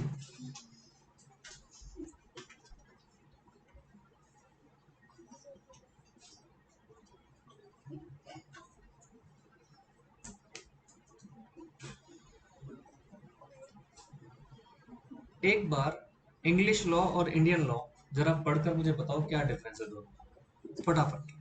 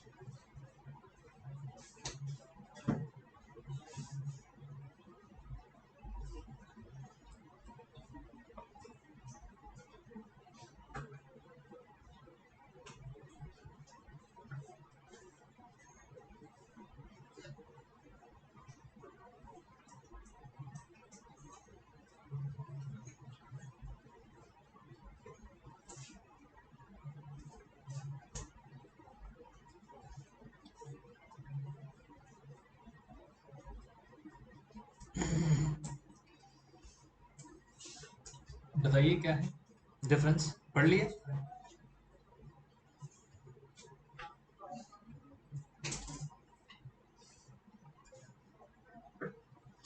मैं फिर से हिंट दे देता हूँ, आपको दो वर्ड्स पर फोकस करना है, रीजनेबल, अनरीजनेबल, बस, और कुछ नहीं। यही डिफरेंस है, सच्ची बताया। रीजनेबल, अनरीजनेबल, इंग्लिश लॉ में अनरीजनेबल वर्ड पर फोकस किया गया है, जबकि इंडियन लॉ में रीजनेबल वर्ड पर फोकस किया गया है, बस यही डिफरेंस है। इंग्लिश लॉ हमें जरूरी नहीं है वैसे तो, लेकिन क्योंकि बुक छाप रही है तो मैं इसलिए पढ़वा रहा हूँ कि कल को ये ना लगे कि हमने छोड़ दिया था। इंग्लिश लॉ से रिलेटेड क्वेश्चन नहीं पूछा जाएगा, ठीक है जी, पूछा तो सिर्फ इंडियन लॉ से ही जाएगा। इंग्लिश लॉ में उसने क्या कहा है कि एक जो रीजनेबल लॉस है वो तो हमारा क्या कहलाता है, लिक्विडेटेड डैमेजेस। लिक्विडेटेड मतलब होता है जिसको भरपाई भरपाई करवा सके, जिसकी भरपाई हो सके, वो है लिक्विडेटेड डैमेजेस। भरपाई समझते हैं, आपकी कार किसी से टच हो गई, कार की लाइट टूट गई, तो ये लिक्विडेटेड डैमेजेस है ना। मैं कहता हूं कि भाई लाइट बदलवा दूंगा, आप ब्रांड की बदलवाएंगे, कंपनी के शोरूम से ही बदलवाएंगे, लिक्विडेटेड हो गया, लिक्विडेट। अब आपको और क्या चाहिए बताओ, अगर आपकी लाइट टूटी गई, मैं उस लाइट को भरपाई कर देता हूँ। आप कुछ और हर्ट हो रहे हो, वही जो डैमेज भरपाई हो जाए, that is called liquidated damage, reasonable है। लेकिन अगर कुछ अनरीजनेबल हो गया, जो वहां पर भी लिखा गया है इंग्लिश लॉ में, तो वो पेनल्टी में काउंट हो जाता है, डिसाइड कोर्ट ही करेगा। जबकि जब हम इंडियन लॉ की बात कर रहे हैं, इंडियन लॉ में वो क्या कह रहा है, लास्ट की लाइन पढ़ो, बट द कोर्ट में अलाउ लेस के बाद a decree to be passed only for reasonable compensation not exceeding the sum named by the parties. ये प्रीफिक्स में ही आया था, प्रीफिक्स का ही पार्ट था ना, लिक्विडेटेड डैमेजेस और पेनल्टी। जब पार्टीज ने एक बार फिक्स कर लिया तो उससे ज्यादा तो नहीं बनता, कम हो सकता है। जब 75,000 का नुकसान हुआ था तो हम 1 लाख क्यों दें, लेकिन 1.5 लाख का नुकसान हुआ तो हम 1.5 लाख क्यों दें, हम तो 1 लाख देंगे क्योंकि 1 लाख रुपए फिक्स हो गया। ये चीज थी, ठीक है। लास्ट में देख लो, the section 74 entitles a person complaining of breach of contract. जिस पर्सन ने ये कंप्लेन की है कि मेरे साथ ब्रीच ऑफ कॉन्ट्रैक्ट हो रहा है, to get reasonable compensation and does not entitle him to realise anything by way of penalty. ये हमारा इंडियन लॉ कह रहा है, तो लिखे जरा।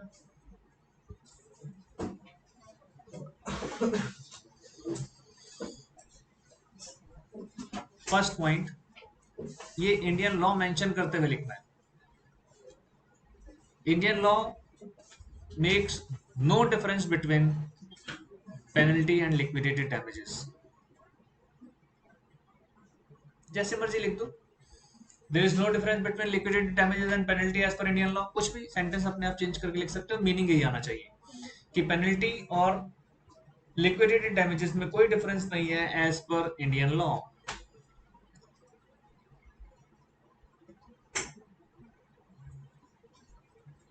Second arrow, since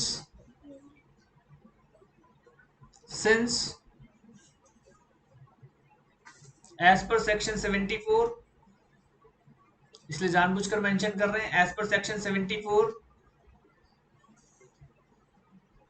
parties already fixed the amount of damages.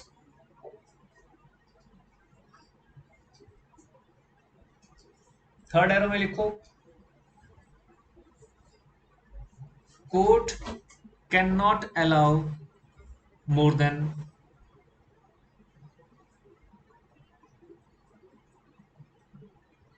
the fixed amount, more than the fixed amount,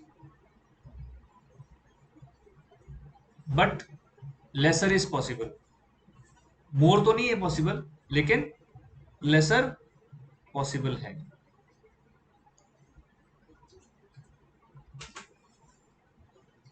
and last इसका point लिख लो, decree may be passed, decree DEC वाला, decree may be passed only for reasonable compensation. only for reasonable compensation.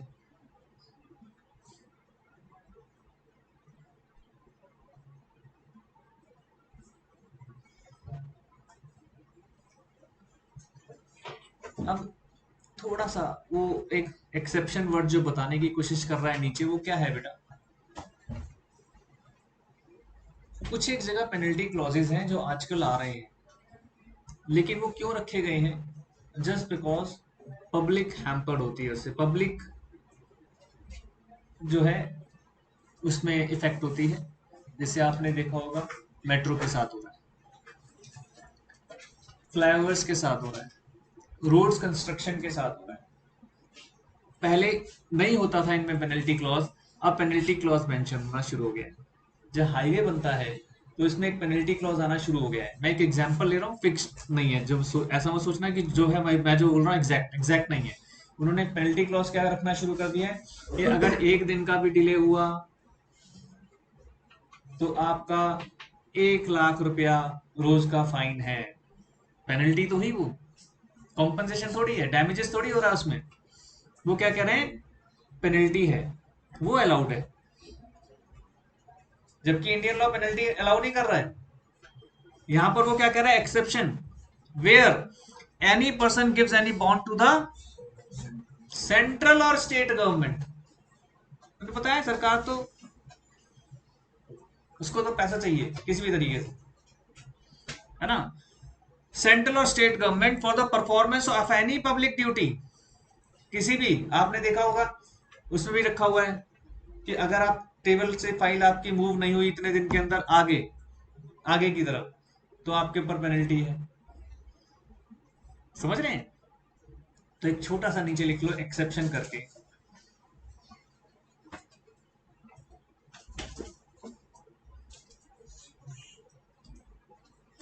मैं पूरा नहीं लिखवा रहा हूं, सिर्फ लिखवा रहा हूं इन case of bond, in case of bond given to central or state government, in case of bond given to central or state government,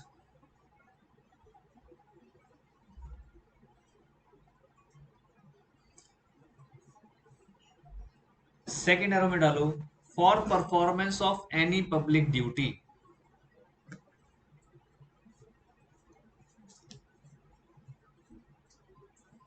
और थर्ड एरो में लिख लो, थर्ड एरो में लिख लो in case of breach, in case of breach he will be liable for penalty।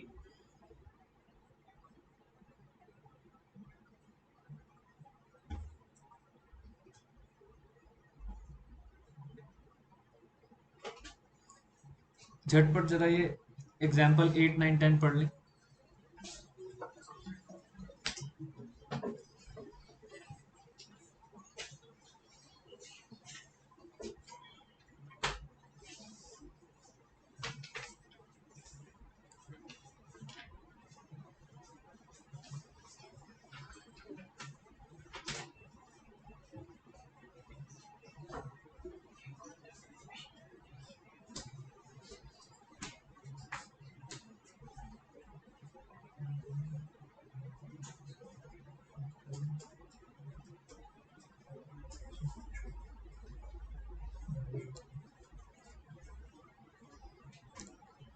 Example 8 और 9 में आप देख रहे होंगे डिफरेंस।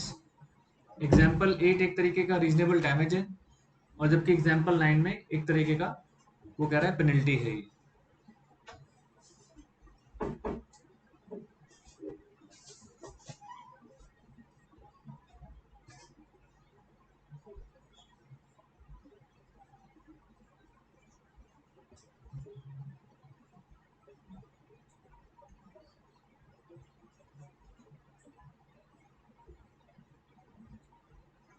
अब 8 और 9 समझ गए? अब जरा 10 पढ़कर बताओ क्या क्या क्रिटिसिज्म हो रहा है।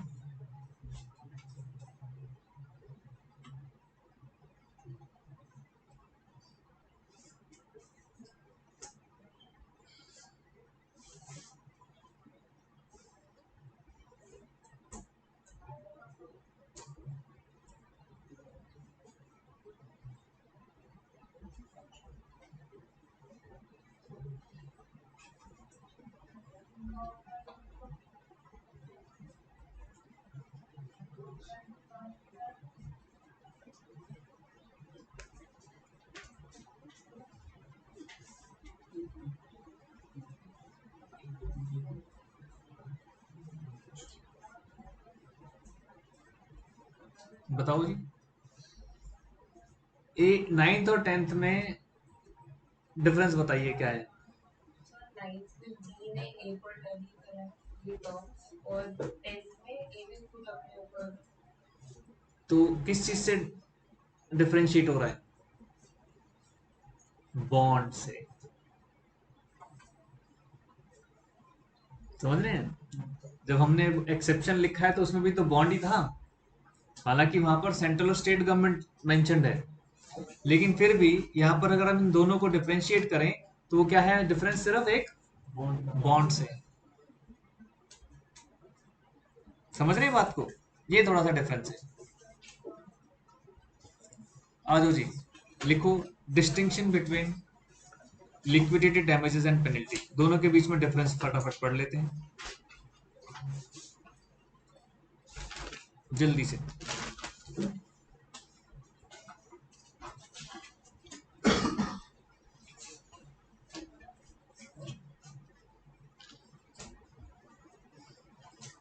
इंडियन लॉ के हिसाब से तो पहले उसने बोल दिया कि भैया जो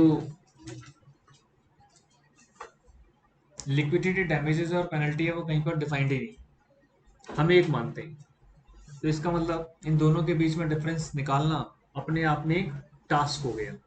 तो इन्होंने फर्स्ट पैराग्राफ में पहले यही मेंशन किया है ना, it is very difficult to clear line of distinction between the two. वो डिस्टिंक्शन कैसे करें वो एक अपने आप में टास्क है, लेकिन फिर भी वन बाय वन 5 पॉइंट्स बनाए हैं, उनको छोटा सा एक एक वर्ड में समझने की कोशिश करते हैं। जरा पॉइंट नंबर 1 पढ़कर बताओ क्या डिफरेंस लग रहा है, जबकि ऊपर मना कर दिया है पहले उसने, लेकिन फिर भी वो क्या लग रहा है बताएं जरा।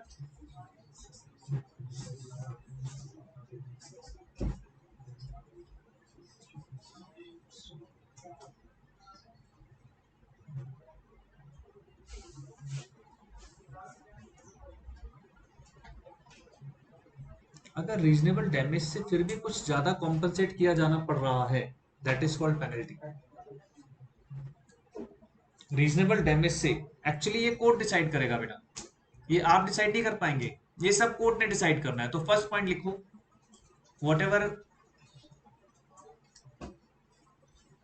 Amount payable in excess of reasonable damage. Gate खुलवा दो। पार्डन बेटा? गेट खुलवा दो। गेट? एक मिनट खोल दो। whatever amount payable in excess of reasonable damage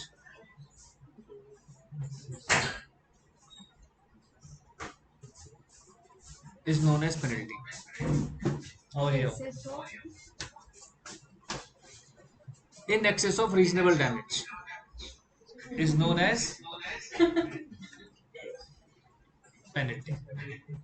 यानी एक तो रीजनेबल डैमेज तो पता चली गया कि कितना मेरा एक नुकसान हो रहा है, और उस नुकसान के अलावा कुछ जितना भी ज्यादा एक्स्ट्रा देना पड़ रहा है, दैट इज कॉल्ड पेनल्टी। नहीं टूटा, बच गया।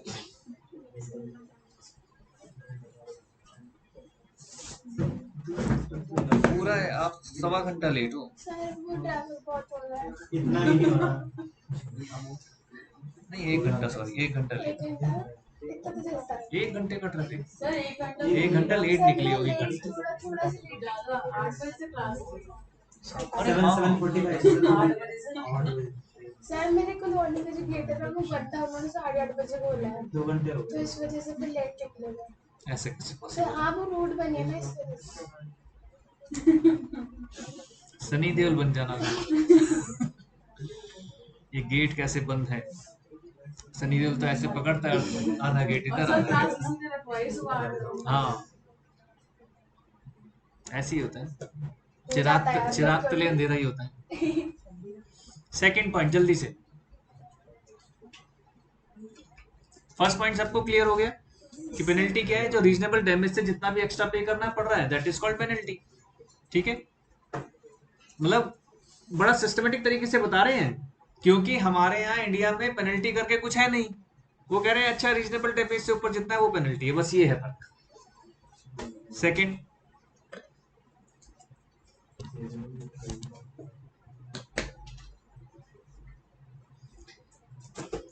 where a sum is expressed to be payable on a certain date and a further sum in the event of default being made, the later sum is payable as deemed as penalty where delay in payment is unlikely to cause damage.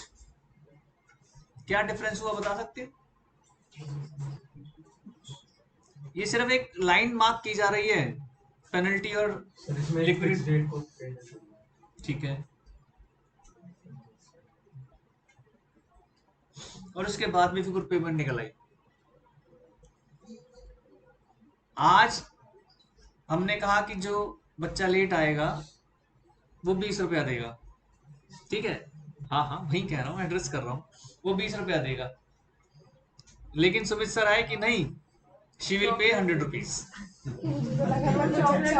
अच्छी बात हाँ Sumit sir chocolate मांगते हैं, तो मैं तो फिर भी सस्ते में छोड़ रहा हूँ, वो तो 150 रुपए वाली चॉकलेट मांगते हैं। तो अब सुमित सर ने कहा कि भाई 100 रुपए, मैंने कितना कहा था 20। अब उन्होंने क्या फैसला कर लिया कि इससे ऊपर जो भी देना है, क्योंकि ये 1 घंटा लेट आएगी, 2 घंटा लेट मान लो। अगर 8 बजे आती तो 15 मिनट लेट के 20 रुपए थे। सर आप भी लेट आए थे। हाँ तो वो लिक्विडेटेड हो गया ना अब। ठीक है, नहीं तो अभी सारे 20 मिलाते हैं जो जो लेट आए थे। हाँ आज टाइम पर आई है ये, पिछली क्लास में गायब थी। पिछली क्लास में थी ही नहीं। सर आपने टेस्ट रखा था ना इसलिए। तो ऑनलाइन का मतलब ऑनलाइन नहीं मानेंगे ना, जो नहीं आया यहाँ पर। चलो कोई नहीं, अभी इस चीज पर बहस नहीं कर रहे। अभी बात सारी क्या हो रही है, 8 बजे तक देखो कितना अच्छा फिट बैठ रहा है एग्जाम्पल। अगर 15 मिनट लेट आ रहे हैं, 8 बजे आ रहे हैं, तो फाइन वॉज 20 रुपीज। लेकिन अगर ये 2 घंटा लेट आ रहे हैं तो सुमित सर ने कहा कि no, now fine on her will be 100 rupees. तो पेनल्टी कितनी लगी 80 रुपीज की पेनल्टी लग गई, 20 रुपीज का एक normal damage. This is the example, ठीक है। तो इसमें लिख लीजिए second point, whatever damages payable till certain date, whatever damages payment, whatever damages payable till certain date is liquidated damages,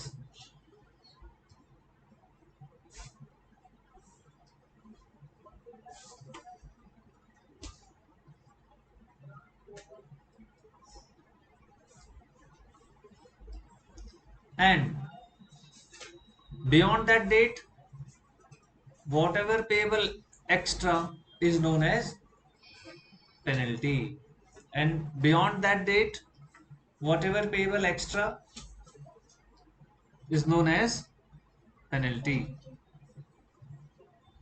third point पढ़े जल्दी से। दिक्कत है ना, थोड़ी थोड़ी देर बाद एसी चलाना ही पड़ेगा, आप सफोकेशन फिर शुरू हो गई।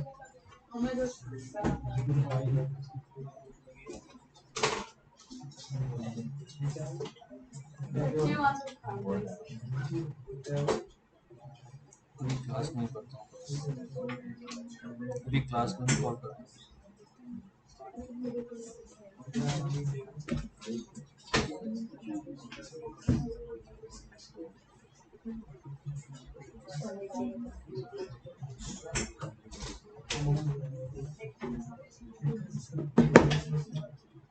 बताइए क्या कह रहा है थर्ड, जल्दी से बेटा, जल्दी जल्दी।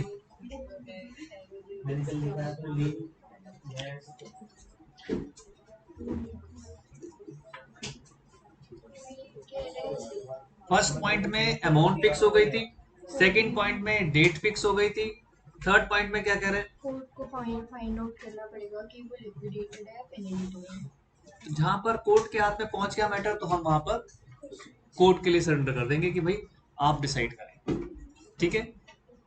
तो लिख दीजिए when matter in the hand of court, when matter in the hand of court, बाकी कुछ नहीं लिख रहे। अब सब कुछ कौन डिसाइड करेगा, कोर्ट डिसाइड करेगा,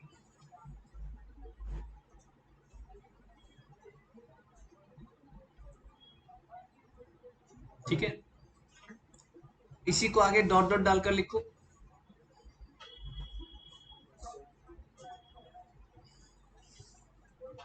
इसको इन्होंने एक वर्ड यूज किया है, देखें,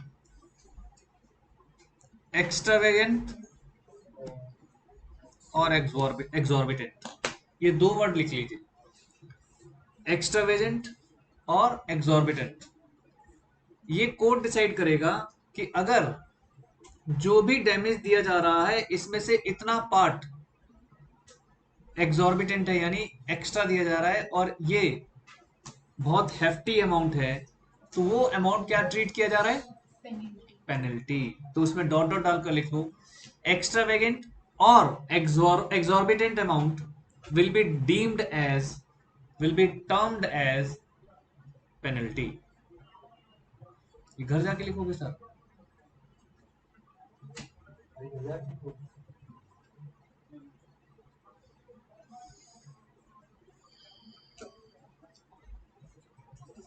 ठीक है जी, ये कोड डिसाइड करेगा। ब्रैकेट में लिख लो, even though it was liquidated damages as per the contract, even though, बताओ, even though it was, क्या हुआ?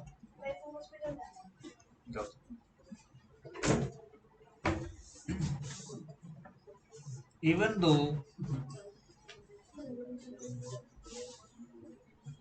it was termed as liquidated damages in the contract, even though it was termed as liquidated damages in the contract.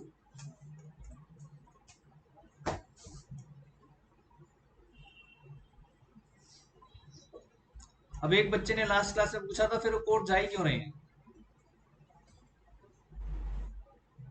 बताओ। Court ने जब ये define कर दिया कि ये लिक्विडिटी डैमेजेस, ये एग्जॉर्बिटेंट है, ये पेनल्टी है, तो क्यों जा रहे हैं? क्योंकि जब एक बार वो डिस्टिंक्शन हो जाता है तो पेनल्टी के वेव ऑफ होने के चांसेस बढ़ जाते हैं, क्योंकि पेनल्टी तो है नहीं ना हमारे यहाँ इंडियन लॉ में। तो हम क्या कह सकते हैं कि sir please allow us to exempt from this penalty, ये हम मांग सकते हैं, प्ली रख सकते हैं। ये इसलिए डिफरेंशिएट करना पड़ता है। जो लिक्विडिटी डैमेजेस है वो तो देना है क्योंकि कॉन्ट्रैक्ट में मेंशन है, लेकिन जब मैं जाऊंगा कि सर देखो ये बहुत हेफ्टी है जी, तो उसके चांसेस हैं वेव ऑफ होने के, निगोशिएट होने के। मैंने जैसे अभी आपको बताया था लास्ट एक क्लास पहले कि कुछ प्राइवेट फाइनेंसर्स हैं वो 30% इंटरेस्ट चार्ज कर रहे हैं, एग्जॉर्बिटेंट। अगर कोर्ट चले जाएं और ये डिक्लेयर करवा लें कि ये तो एग्जॉर्बिटेंट है, तो चांस है उसके वेव ऑफ के। तो एक लाइन ऑफ डिस्टिंक्शन तो बन गई ना कि ये लिक्विडिटी डैमेजेस नहीं है, ये पेनल्टी है जी। आओ जी, फोर्थ वन, पेनल्टी को कैसे डिफाइन किया है? It's a terror. बेसिकली एक टेरर होना चाहिए। जो लिक्विडिटी डैमेजेस है, लिक्विडिटी डैमेजेस क्या होता है, मैंने क्या बताया था, कैसे डिफाइन किया था? लिक्विडिटी डैमेजेस जिसकी भरपाई हो सके। भाई मैंने पूछा बैंक से, बताओ आपको क्या नुकसान हुआ अगर मैंने आपका लोन टाइम पर नहीं उतारा? तो बैंक कहेगा कि भाई मेरे को इतना नुकसान हो गया, मैं लो भर दिया। जबकि पेनल्टी जो है वो भरपाई से भी परे है कि मेरा नुकसान हुआ 1,000 रुपए का, but I will charge 5,000 rupees from you. तो 1,000 का तो लिक्विडिटी डैमेजेस हो गया, 4,000 की पेनल्टी हो गई। ये है चीज, डिफरेंस ये है, ध्यान रखना। ठीक है, तो लिखो essence of penalty, essence of penalty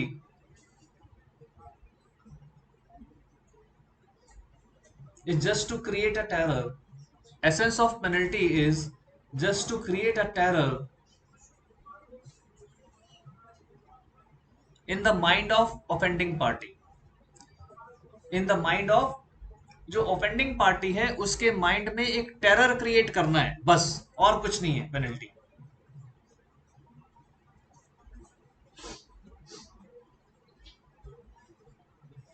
On the other hand, essence of liquidity damages,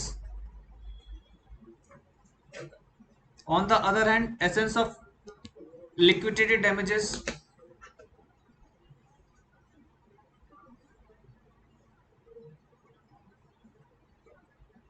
to compensate the loss, to compensate the loss. जो भी लॉस हो रहा है उसको मैं कॉम्पनसेट कर दूंगा। जैसे मैंने आपको बताया, कार मैंने हिट की और आपकी कार की लाइट टूट गई, तो मैं आपकी लाइट, कार की लाइट को पूरा रिपेयर करा रहा हूँ, सब कुछ ठीक करा दूंगा, डेंटिंग पेंटिंग जो खर्चा आएगा I will pay, that is called liquidated damages.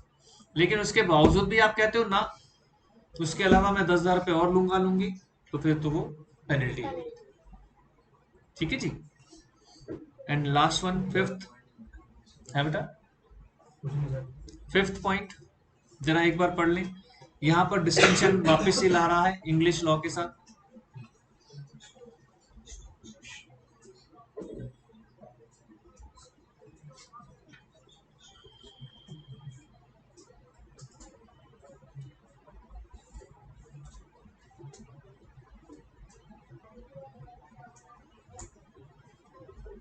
इस पूरे सेंटेंस को पढ़ेंगे तो इससे समझ में आ जाएगा कि क्यों हम चाहते हैं कि कोर्ट एक बार ये डिफाइन कर दे कि लिक्विडेटेड डैमेजेस क्या है और पेनल्टी क्या है उस पर्टिकुलर कॉन्ट्रैक्ट के अंदर। क्योंकि हम कोर्ट से रिक्वेस्ट कर सकते हैं कि रीजनेबल डैमेजेस, लिक्विडेटेड डैमेजेस पे करवा दो जी, पेनल्टी वेव करने की हम रिक्वेस्ट डाल सकते हैं, सिर्फ इसलिए। तो इसमें फिफ्थ में कुछ ज्यादा समझाने की कोशिश नहीं कर रहा है, तो आप सिंपल सा लिख दो इसमें फिफ्थ पॉइंट में,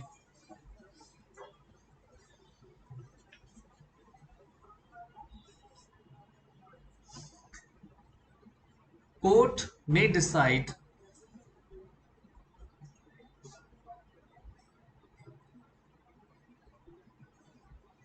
the actual loss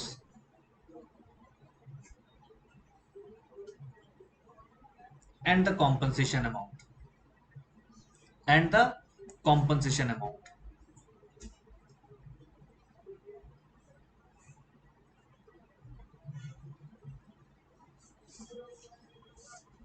dot dot डालकर लिखो, and it must not go beyond the fixed amount. It must not go beyond the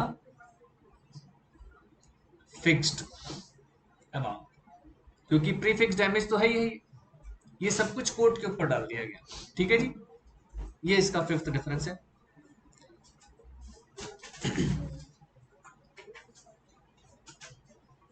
फिर लिखिए अदर रेमेडीज, नेक्स्ट हेडिंग डालो अदर रेमेडीज। अभी तक हम जो पढ़ रहे थे, हमने क्या क्या पढ़ा रेमेडीज के नाम पर?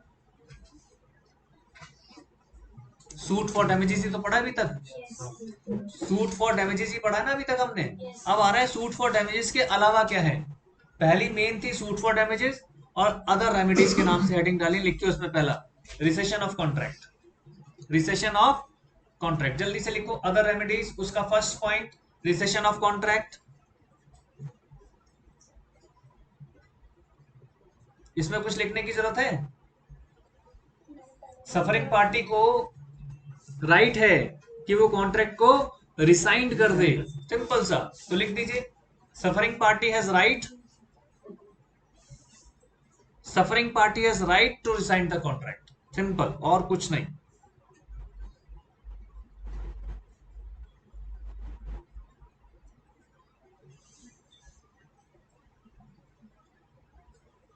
देखो एग्जाम्पल कितना पर्टिकुलर है।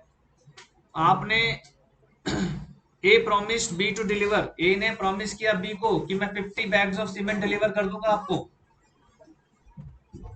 और बी ने क्या कहा, आप डिलीवर करो आई पे, आप डिलीवर को आई पे।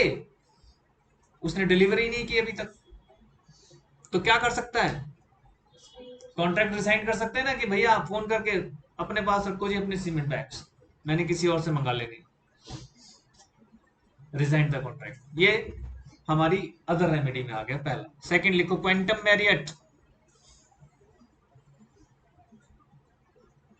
मैंने लास्ट क्लास में हल्का सा बताया भी था कि क्वेंटम मैरियट क्या होता है, कि जितना काम कर दिया कम से कम भैया उसके तो पैसे दे दो।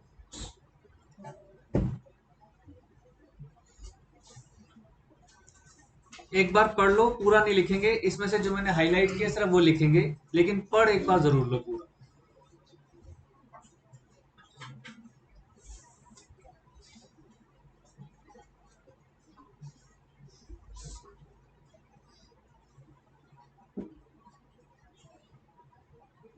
है उतना ही आंसर जितना मैंने मार्क किया है, बाकी जरूरत नहीं है, लेकिन पढ़ जरूर लो एक बार।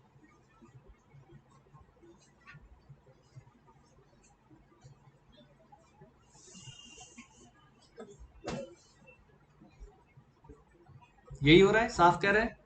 क्वेंटम मेरिट क्या कह रहा है, उसने क्या कहा कि जितना काम हो गया है कम से कम उतना तो कॉम्पनसेट कर दो मुझे। तो हमने उसका सिंपल सा रखना है कि क्वेंटम मेरिट क्या कहता है, seeks to be compensated for the value of work done. आप सिर्फ उतने कॉम्पनसेशन का क्लेम करो जितने का काम हो गया है, उसे कहते हैं क्वेंटम मेरिट। क्योंकि हम क्या पढ़ रहे हैं, देखो क्या पढ़ रहे हो ये जरूर लिंक रखो। कई बार हम यही भूल जाते हैं पढ़ क्या रहे हैं, क्या पढ़ रहे हैं हम लोग। नहीं, remedies for breach of contract. जब तक वो दिमाग में नहीं रहेगा लिख कैसे पाओगे। ये रेमेडी की बात हो रही है, और किसके लिए, कौन सी रेमेडी, ब्रीच ऑफ कॉन्ट्रैक्ट। मैं पढ़ा रहा हूं आपको, है ना, और उसके बाद पता चला कि सारे बच्चों का लंदन में वीजा लग गया, लंदन के लिए सब भाग गए। ओके टाटा बाय सर, हम तो लंदन जाके पढ़ेंगे। अब मैं क्या करूंगा, क्वेंटम मेरिट तो लगाऊंगा ना कि अरे रुक जाओ भाई, पहले थमो, बैठो यहाँ, मैंने क्या क्या पढ़ा दिया और क्या क्या रह गया, उसके बीच में एक तैयार कर लेते हैं कॉम्पनसेशन, और वो मुझे पे करके जाओ। यही तो होगा। आपके यहाँ बिल्डिंग का काम चल रहा है, आपने एक मिस्त्री से काम कराना शुरू किया, एक टाइम के बाद आपको उसका काम पसंद नहीं आया, आपने उसे लड़ झगड़ कर भगा दिया। क्या मतलब हुआ कि आप पैसे नहीं दोगे, जितना काम करा लिया उतना तो दोगे। Quantum merit. वो कोर्ट जाकर क्या मांगेगा, सीक्स। सीक्स मतलब क्या है, दुहाई, प्लीज, कोर्ट से कि भैया प्लीज दिलाओ सर मेरे को। तो लिख लो फर्स्ट पॉइंट, क्वेंटम मेरिट का first point, seeks to be compensated for the value of work done. Seeks for the compensation, compensation मांग रहे हैं आप क्योंकि ब्रीच ऑफ कॉन्ट्रैक्ट हुआ है, उसकी आप रेमेडी मांग रहे हैं। और कौन सी रेमेडी मांग रहे हैं, quantum merit. Getting my point, ये जरूर याद रखना है। फिर उसी के नीचे लिखो, to conditions must be fulfilled. अब ये जो आप क्वेंटम मेरिट लगा रहे हो, इसके लिए दो कंडीशन का फुलफिल होना बहुत जरूरी है। पहला, original contract has been discharged, यानी आपने उस मिस्त्री को भगा दिया। जब भगा दिया तो क्या हुआ, कॉन्ट्रैक्ट से डिस्चार्ज हो गया ना वो। अब आप उसके साथ कॉन्ट्रैक्ट नहीं रखना चाहते तो original contract must be discharged. मेरे साथ सारे बच्चे भाग गए लंदन, तो हम लोगों के बीच का original contract discharged. Second, claim must be brought bye a party not in default. क्या मेरा कोई डिफॉल्ट है, मैं तो बैठा हूं पढ़ा रहा हूं, क्या मिस्त्री का कोई डिफॉल्ट है, वो तो आ रहा है, आपने भगा दिया। इस तरह की चीजें ध्यान रखनी है। क्लेम कौन मांग रहा है, पार्टी नॉट इन डिफॉल्ट। तो लिख लो, claim must be brought by the party not in default. अब उसका डिफॉल्ट, अगर मान लो मिस्त्री का डिफॉल्ट है कि उसने काम ही खराब कर दिया, हमने प्रूफ कर दिया साहब देखो इसने जो दीवार ऐसे जानी चाहिए थी वो टेढ़ी कर दी, किसी भी दिन बिल्डिंग गिर जाएगी इसकी वजह से, नुकसान हो गया। आप मेरे अगेंस्ट कह दो कि हम तो पढ़ने गए थे सर से लॉ, सर तो रोज अपने कोर्ट केसेस डिस्कस करते रहते हैं, कोर्स का तो पढ़ाते ही नहीं है, तो हम भी नहीं पढ़ रहे हैं। ठीक है, ये चीज जरा ये नेक्स्ट पैराग्राफ भी पढ़ लो, इसमें कुछ समझाने की कोशिश कर रहा है एक फनी से एग्जाम्पल के साथ।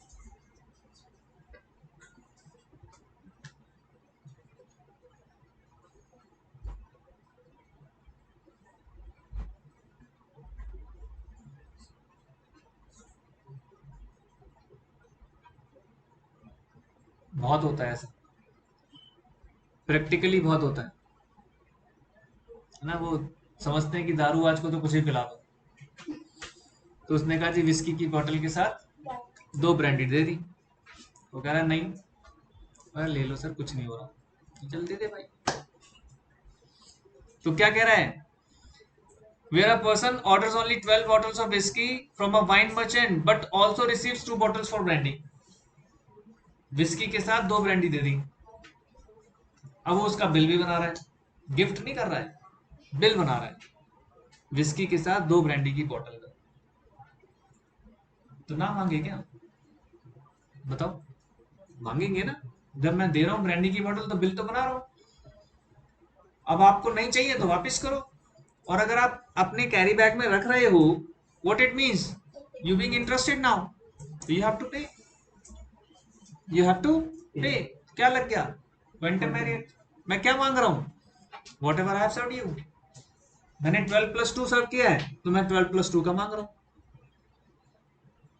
That is point. तो क्या हुआ, कॉन्ट्रैक्ट 12 बॉटल विस्की का था, वो कॉन्ट्रैक्ट खत्म हो गया, अब तो ज्यादा हो गया। दूसरा सफर कौन कर रहा है? सेलर। दोनों चीजें लग गई ना, दो चीजें। ये लिखेंगे नहीं, पहले समझेंगे। Claim for quantum merit arises in the following cases. जल्दी से पढ़ लें, लिखना नहीं है इसमें, एक एक पॉइंट मार्क करेंगे।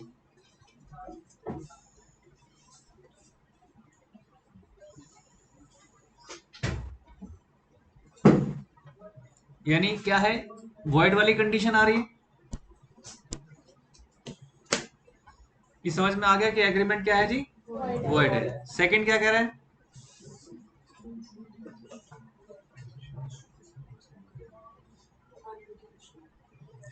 ध्यान से समझना, without any intention to do so graciously. वो आपको 2 ब्रांडी की बोतल गिफ्ट नहीं कर रहा।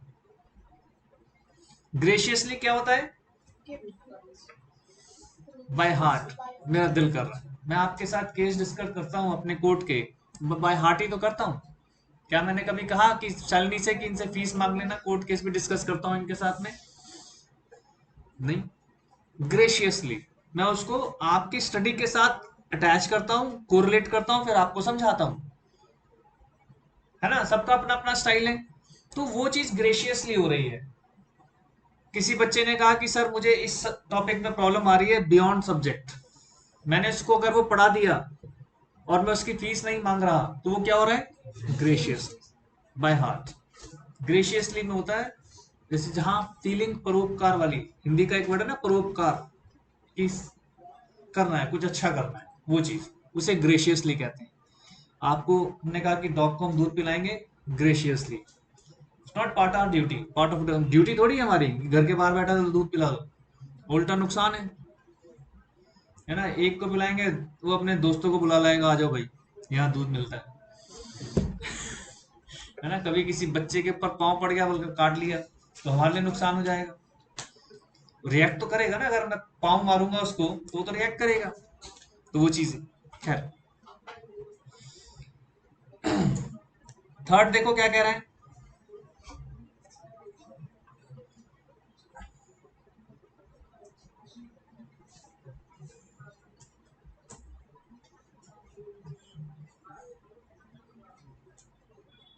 क्या हुआ है बताओ जरा, मुझे एक्सप्लेन करो।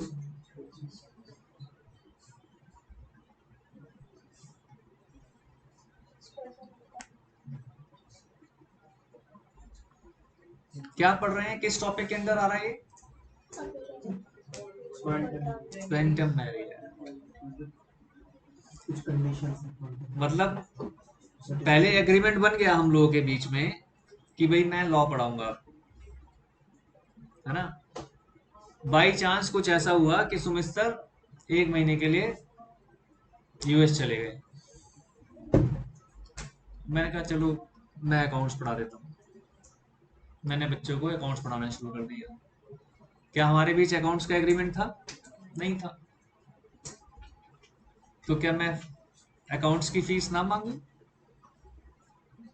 जबकि पता है कि I am in a professional relationship, मैं यहाँ पर एक एज अ टीचर आ रहा हूँ, है ना। अलग बात है कि मैं बड़ा भाई बनकर आऊँ, गार्जियन बनकर आऊँ, अलग इशू हो गया, वो तो ग्रेशियसली में आ जाएगा। मैं तो कोई ग्रेशियसली एक्टिविटी नहीं कर रहा, मैं तो सिंपल कि भाई सुमित सर यहाँ पर 1 महीने के लिए यूएस गए तो मैं पढ़ा रहा हूँ, तो आई चार्ज द फीस। तो देखो क्या कह रहा है, यही है क्वांटम मेरिट लगेगा ना वहां पे। क्या कह रहा है, where a contract, sorry, where there is an express or implied contract to render services. मेरा एक्सप्रेस कॉन्ट्रैक्ट था लॉ डिलीवर करने का, बेसिकली पढ़ाने का। यहां पर लॉ ना बोले तो बेसिकली क्या है, पढ़ाने का। Render services but there is no agreement for remuneration. अब मैंने अकाउंट्स पढ़ा दिया लेकिन वहां पर रेम्यूनरेशन का कोई एग्रीमेंट नहीं था। एग्रीमेंट तो सिर्फ लॉ के लिए था ना। तो अकाउंट्स भी अगर मैं पढ़ा रहा हूँ, टाइम इन्वेस्ट कर रहा हूँ, तो I ask for the compensation. ठीक है, तो ये थर्ड है हमारा, contract to render services but there is no agreement to remuneration. ये फैक्ट है, ये ध्यान रखना कि कभी भी किसी से काम करा लोगे तो ये सोचकर मत कराना कि अब इससे पैसे थोड़ी देना है, इसने बात ही नहीं की हमसे। ऐसा कोई आंसर नहीं है। आपने एक प्लम्बर को बुलाया, प्लम्बर से ये थोड़ी पूछते हो कि पहले पैसे कितने लोगे। कई बार तो आप कहते हो प्लम्बर को बुला के जरा पानी, वो पाइप टूट गया, जरा ठीक कर दो। वो पाइप आया और ठीक करके चलो जा रहे हो, क्या कहोगे, जाओ, पैसे तो दोगे ना उसे। वो चीज यानी कॉन्ट्रैक्ट टू रेंडर सर्विसेज, लेकिन रेम्यूनरेशन की कोई बात नहीं हुई थी। डी देखें,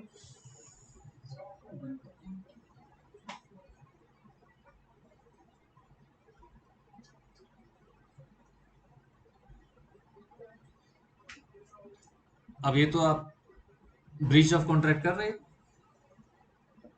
refuse to perform the contract, refuse to perform the contract, पूरा नहीं किया। नेक्स्ट देखो,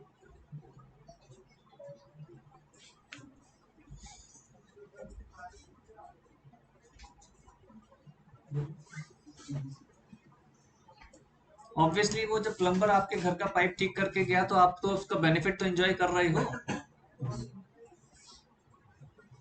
मैं अकाउंट्स पढ़ा रहा हूं जबकि लॉ का टीचर था, तो बेनिफिट तो एंजॉय कर रहे हो, तो क्वेंटम मेरिट लगेगा। लिख रहा है party not in default as enjoyed the benefit of the part performance. Last देखें इसका,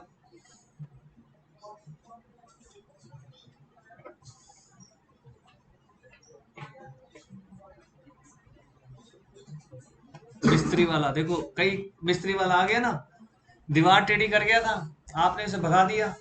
अब वो ये तो कह सकता है कि भाई जो काम खराब किया उसके पैसे काट लो, बाकी तो दे दो, बैड वर्क का काट लो, गुड वर्क का तो दे दो, ठीक है ना। Party can make a deduction for bad work और कैन क्लेम द लंप सम।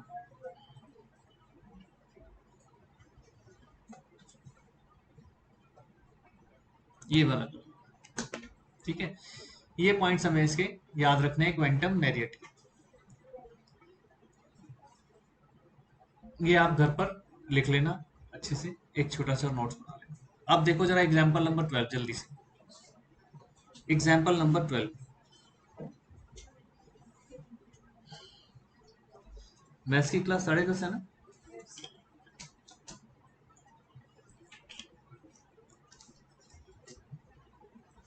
अब तो सबको ये टाइम सूट कर रहा है, नहीं कर रहा, क्यों? अरे थोड़ा ज्यादा पढ़ लोगे मेरे से। सर आप लेट तक रख लो, लेकिन फिर सर के साथ सूट नहीं कर रहा ना, मैथ्स वाले सर के साथ। सर आप शाम को ले लो क्लास, कभी भी लो, लेकिन सुबह सर सुबह अरे बेटा एक दिन में आते सर। क्या करना एक दिन में आएगा तो बराबर कौन पर जी, सर 9 बजे से। टीचर मैम सर लेट तक ले लो, बेटा बात सुनो तो सही, मेरी तो सुनो, मेरी मजबूरी सुनो। क्योंकि मैथ्स वाले सर की क्लास होती है, उसके बाद उनकी आगे क्लास होती है, वो ना तो जल्दी आ सकते ना देर से आ सकते, तो आप उनके बाद में, उनके बाद उनका शेड्यूल है ना बेटा। आप उनके बाद में। ओहो, मेरी बात ही नहीं सुन रहे हो। मान लो आपकी कॉलेज की क्लास होती है मेरी क्लास के बाद, तो आप कॉलेज, अरे यार मान लो बोल इसलिए तो बोला, तो क्या आप अपने कॉलेज के प्रोफेसर से कह पाओगे कि सर हमारी लॉ की क्लास होती है थोड़ा सा। अब सुबह तो घर से ही आ रहे हो ना, वैसे पूछ रहा हूँ, वैसे पूछ रहा हूँ। या कोई ऑब्लिगेशंस हैं, कुछ ड्यूटीज वगैरह तो नहीं है सुबह सुबह की? अरे होता है ना कई बार कि भाई मम्मा को पापा को एकोमोडेट करना है, ब्रेकफास्ट में, किचन में, कहीं कुछ नहीं है। बड़ा भाई है था देख लो। तो सर फिर 8 बजे 9 बजे से 9 बजे फिर सही है, या तो लेट तक ले लीजिए बाद में। बात हो नहीं पा रहा, नहीं तो मैं तो एग्रीड हूँ। मैं तो पहले कई दिनों से कह रहा हूँ कि मेरी क्लास का टाइम बढ़ाओ, क्योंकि लॉ नीड्स टाइम, क्योंकि समझाना पड़ता है, लॉ नीड्स टाइम। चलो लिखो suit for performance. Other remedy का अगला है सूट फॉर परफॉर्मेंस।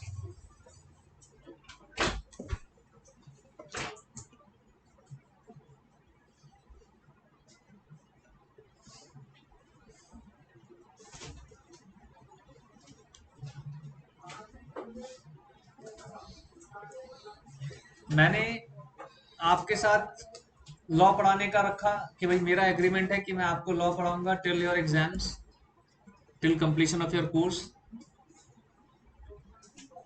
अब बाई चांस कुछ गड़बड़ हो रही है, मिस मैचिंग हो रही है, कभी मेरे कोर्ट केस, कभी कुछ मिस मैचिंग हो रही है, तो उस केस में आप लोग सुमित सर से क्या क्लेम करोगे कि भाई सबसे पहले हमारा कोर्स खत्म कराओ। तो आप किसके लिए सूट कर रहे हो? मान लो सुमित सर अब जज है, suit for performance. Yogesh sir को बोलो कि वो लॉ का कोर्स खत्म कराएं, अच्छे से खत्म कराएं। इसे कहते हैं सूट फॉर परफॉर्मेंस। जब कोई अग्रीव पार्टी कोर्ट पहुंचेगी तो कोर्ट की तरफ से ये ऑर्डर किया जा सकता है कि आप जो मर्जी हैं, जैसे मर्जी हैं, हमें नहीं पता, परफॉर्मेंस करके आओ। सूट फॉर परफॉर्मेंस कि अपने ऑब्लिगेशंस परफॉर्म करो, इसे कहते हैं suit for performance. Got this point? Easy language में तो इतना सा है। तो जरा लिखें, व्हेन, शुरुआत कैसे हो रही है देखो, उसने शुरुआत बड़ी अच्छी से की है, when damages are not adequate remedy. अब आप ये थोड़ी कहोगे हमारी लॉ की फीस वापस कर दो। क्या वो डैमेजेस आपके लिए एडिक्वेट रेमेडी है?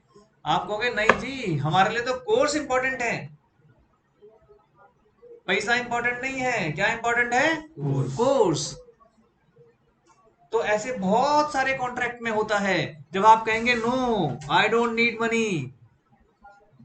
आपने ट्रेन का टिकट बुक करा दिया, ट्रेन ने, रेलवे वालों ने ट्रेन कैंसिल कर दी, आपके हाथ में कुछ नहीं है, आप वहां पर कॉम्पनसेशन ही मांग पाओगे। आप वहां पर ये क्लेम नहीं कर सकते ट्रेन चलाओ, ट्रेन चलाओ। वो कहेगा भैया रेलवे ट्रैक ही टूटा पड़ा है, कहां से ट्रेन चलाएं? होता है ना, जब वो किसान आंदोलन चल रहा था तो क्या हो रखा था, लोगों ने रेलवे ट्रैक पर बेडरूम बना लिए, सारे सारे रेलवे ट्रैक पे सो रहे थे। हालांकि वो सरकार की वहां पे वो कहेंगे लापरवाही थी, उठाओ सबको, आर्मी नहीं है तुम्हारे पास। अरे ऐसे सरकारी संपत्ति के ऊपर थोड़ी आप कब्जा कर सकते हो। कल को तो फिर एक स्टेट के सारे लोग कहीं से जागरूक हो गए और आ गए, भाई एक स्टेट में करोड़ों लोग होते हैं, और पता चला वो करोड़ों लोग आकर एक जगह बैठ गए, तो क्या कर पाओगे आप? नहीं कर पाएंगे कॉम्पन। तो उस वक्त आपके लिए पैसा जरूरी नहीं है, वो सॉरी, उस वक्त आप कॉम्पनसेशन ही मांग सकते हो। लेकिन जहां हमें दिखे कि मेरे लिए वो डैमेजेस मेरे लिए एडिक्वेट नहीं है, मेरे लिए तो वो परफॉर्मेंस जरूरी है, तो उस केस में आप परफॉर्मेंस क्लेम करेंगे। तो हमने क्या लिखा first point, where when damages are not adequate remedy. Second arrow में लिखो performance of duty, performance of duty is the correct remedy, performance of duty is the correct remedy। Third arrow में court may use its powers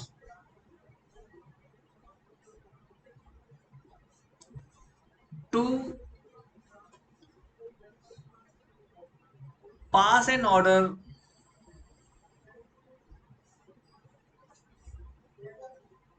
for the performance of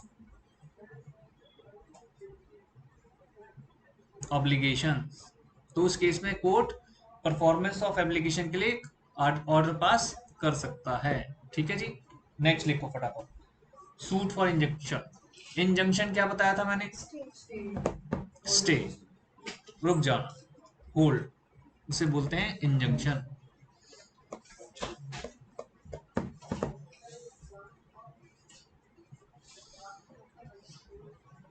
normally stay कब लगता है कि जब कुछ ऐसा हो रहा हो जो आप नहीं चाहते या जो आपके कॉन्ट्रैक्ट का पार्ट नहीं है। तब इंजंक्शन लगवाते हैं। जो चाहते हो वो हो रहा है तो थोड़ी स्टे लगाओगे, जो चाहते हो वो हो रहा हो तो स्टे थोड़ी लगाओगे। नॉर्मली कब स्टे लिखते हैं हम, कि जो हम चाहते हैं वैसा ना हो रहा हो, कि रुक जाओ। देखो पढ़ो क्या लिखा है, where a party to a contract is negating the terms of the contract. Negating मतलब मिसिंग। द कोर्ट में issue an injunction orders restraining him. Injunction order लगा दिया और रिस्ट्रेन करना, कि आपको हम ये काम नहीं करने देंगे, उसे बोलते हैं restraining. restraining him from doing what he promised not to do। जिस चीज का उसने प्रॉमिस नहीं किया है वो कर रहा है वो कंप्लीट, तो उसमें कोर्ट क्या करता है, स्टे लगा। जैसे क्या होता है, कैसे लगता है स्टे बता देते हैं। आप बिल्डिंग बना रहे हैं, आपने परमिशन ली सरकार से 5 मंजिल बनाने की, आपने 6ठी मंजिल भी बनानी शुरू कर दी, तो एमसीडी क्या करती है, स्टे लगवाती है। एमसीडी ना लगाए तो पड़ोसी लगवा सकता है कि भाई देखो ये अगेंस्ट लॉ कर रहा है, एक्चुअली तो अगेंस्ट लॉ हो गया, ठीक है ना। तो लिखें सूट फॉर इंजंक्शन में, कोर्ट में इशू, कोर्ट वाला लिखेंगे सीधा, कोर्ट में इशू एन इंजंक्शन ऑर्डर। पहला एरो में लिखना कोर्ट में इशू एन इंजंक्शन ऑर्डर।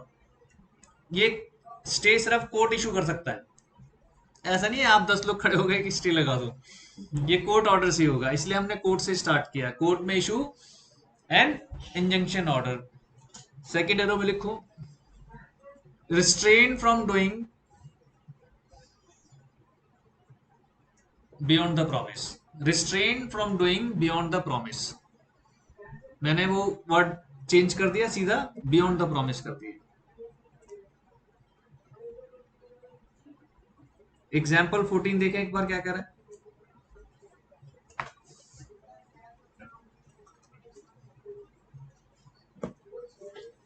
आप सुनते भी होंगे कि फिल्म इंडस्ट्री में ऐसा बहुत होता है, जो न्यू कमर होता है ना उससे पहले कॉन्ट्रैक्ट साइन करा लिया जाता है कि भैया आप सिर्फ इतने टाइम तक हमारे लिए काम करोगे, और भाई साहब को लालच आ गया, उन्होंने दूसरे को प्रोड्यूसर से भी पिक्चरें साइन करनी शुरू कर दी। तो जब वो कर रहा है तो वो कौन सा काम कर रहा है, वो बियॉन्ड द प्रॉमिस। उसमें लिखा हुआ है कि भाई आप नहीं करोगे 1 साल तक, तो उसमें जिस पहले प्रोड्यूसर ने उसके साथ कॉन्ट्रैक्ट साइन किया था वो कोर्ट जाकर स्टे ले सकता है, उसके ऊपर एक इंजंक्शन लगवा सकता है कि भैया आप ये काम अभी नहीं कर सकते इतने टाइम तक। यही है, देख लो, she could be restrained by an injunction, उसको रोक दिया जाएगा। रिस्ट्रेन मतलब रोक दें। 15 देख लो, एग्जांपल नंबर 15।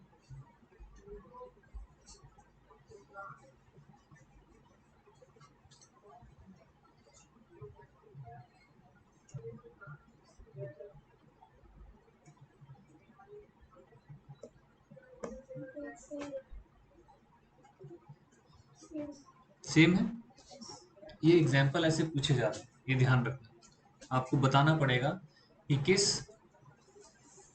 वजह से आप ये क्या कर रहे हैं, आपको रेमेडी अवेलेबल हो रही है, ब्रीच ऑफ कॉन्ट्रैक्ट हो रहा है, और रेमेडी आपको जो अवेलेबल हो रही है अकॉर्डिंग टू दिस पॉइंट हो रही है।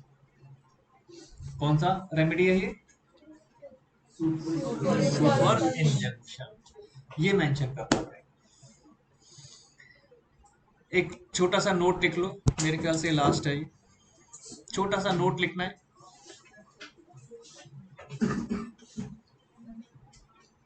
Section 75, party rightfully resigning contract. जिस पार्टी ने राइटफुली कॉन्ट्रैक्ट को रिसाइन किया, entitled to compensation, entitled to compensation.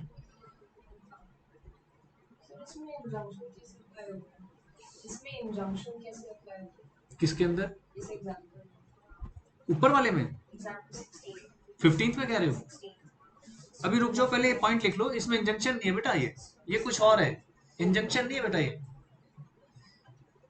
जो मैं नोट लिखवा रहा हूँ ना वो है ये सेक्शन 75, जिस पार्टी ने कॉन्ट्रैक्ट को रिसाइन किया उसके लिए बताया जा रहा है कि उसको क्या मिल रहा है, कि क्या वो कॉम्पनसेशन के लिए एंटाइटलमेंट है। ध्यान से समझना, वो कब इंटाइटल्ड है कॉम्पनसेशन के लिए, अगर उसके पास राइट है रिसाइंड करने का, राइटफुली रिसाइंड। समझ रहे हैं? मैं आपके पास कार डिलीवरी कराया, कार की चाबी दे आया, अब आप क्या कॉन्ट्रैक्ट को रिसाइंड कर सकते हो? No, you can't make it rightfully rescinded. But आप मुझे 2 लाख रुपए नहीं दे रहे, तो राइट किसके पास आ गया? मेरे पास। ये ध्यान से समझना, इसलिए सेंटेंस समझो। राइटफुली रिसाइंडेड द कॉन्ट्रैक्ट कह रहा है वो, ये नहीं कह रहा कि कोई भी कॉन्ट्रैक्ट रिसाइंड कर दे उसको कॉम्पनसेशन मिलेगा ना। मेरे पास है राइट उस वक्त, मैं कार की डिलीवरी नहीं कर रहा, तो राइट किसके पास पहुंच गया? आपके पास। In that case you can claim for the compensation. In the earlier case I have right to make compensation. Got it? समझ के बात को? ये उससे मिलता जुलता है, इसलिए आपको इसमें लग रहा है कि इंजेक्शन नहीं है, इसमें नहीं आएगा। Got this point? सेक्शन 75 क्या है? छोटा सा है लेकिन कितना इंपॉर्टेंट है, और किस वर्ड से डिफरेंशिएट हो रहा है? राइटफुली से बेटा। एक वर्ड मिस कर दोगे, अब बिना इस वर्ड के पढ़ना, हो गया उल्टा। राइटफुली वर्ड नहीं पढ़ा, हो गया उल्टा। फिर तो सब कहेंगे अरे मैंने तो कर दिया था जी, रिसाइंड कर दिया था, मुझे कॉम्पनसेशन भी तो। वाह भाई वाह, मेरे कार भी ले ली और मुझसे कॉम्पनसेशन भी मांग रहे हो। तो राइट किसके पास है, ये इंपॉर्टेंट है बेटा। Got this point? सेक्शन 75 एक वर्ड इतना इंपॉर्टेंट है, यही कहते हैं ना एक वर्ड। अब एग्जाम्पल 16 पढ़ लो, अब पढ़ो आप, अब क्लियर हो जाएगा।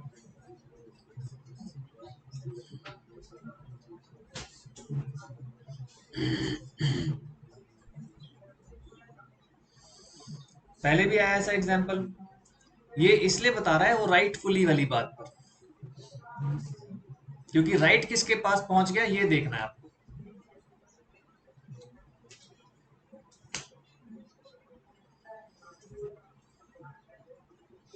राइट किसके पास पहुंचा?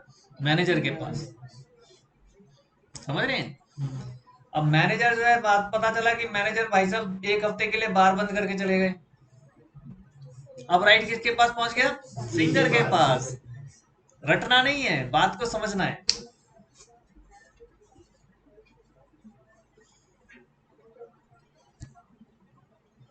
खत्म, ये चैप्टर आज खत्म। Very good. देखो ये फायदा होगा अगर हमारी 2.5 घंटे की क्लास होगी। अगला चैप्टर भी ऐसी छोटा है, मैं एक ही क्लास में खत्म करा सकता हूँ। सर सामने वाली क्लास कितने बजे होगी? अभी तो बात ही नहीं हुई सर से। सर मेरा पेपर है सुनो। कितने बजे से कितने बजे तक? मैं यहाँ से 10:30 निकलना होगा, 10:30 निकलना होगा, 2:30 से 5:30। मॉर्निंग में नहीं तो मॉर्निंग में तो इसे भी नहीं बुलाऊंगा। यहाँ से एग्जाम देने थोड़ी जाएगी फिर, ऐसे चले जाऊंगी बट थोड़ा तब तो कोई फायदा नहीं होगा ना। 10:30 निकलना है तो मैं कितना पढ़ा लूंगा। मैं चाहता हूँ संडे जो एक experimental class, the whole day class, मतलब ब्रेक के साथ हो। मंडे से कॉलेज नहीं मैं तो संडे को कह रहा हूँ, संडे को ही कह रहा हूँ, मंडे से तो फिर सर मुझे 2 तारीख तक एग्जाम, मतलब 2 तारीख तक संडे सैटरडे संडे 2 अप्रैल तक। तो कितने संडे जा रहे हैं? 4। ये तो बड़ी मुसीबत कर देंगे आज। और सैटरडे भी ऑफ नहीं है? नहीं सैटरडे भी सैटरडे भी है? 4 EVS है। ये सब मेरे साथ ही क्यों खेलते हैं?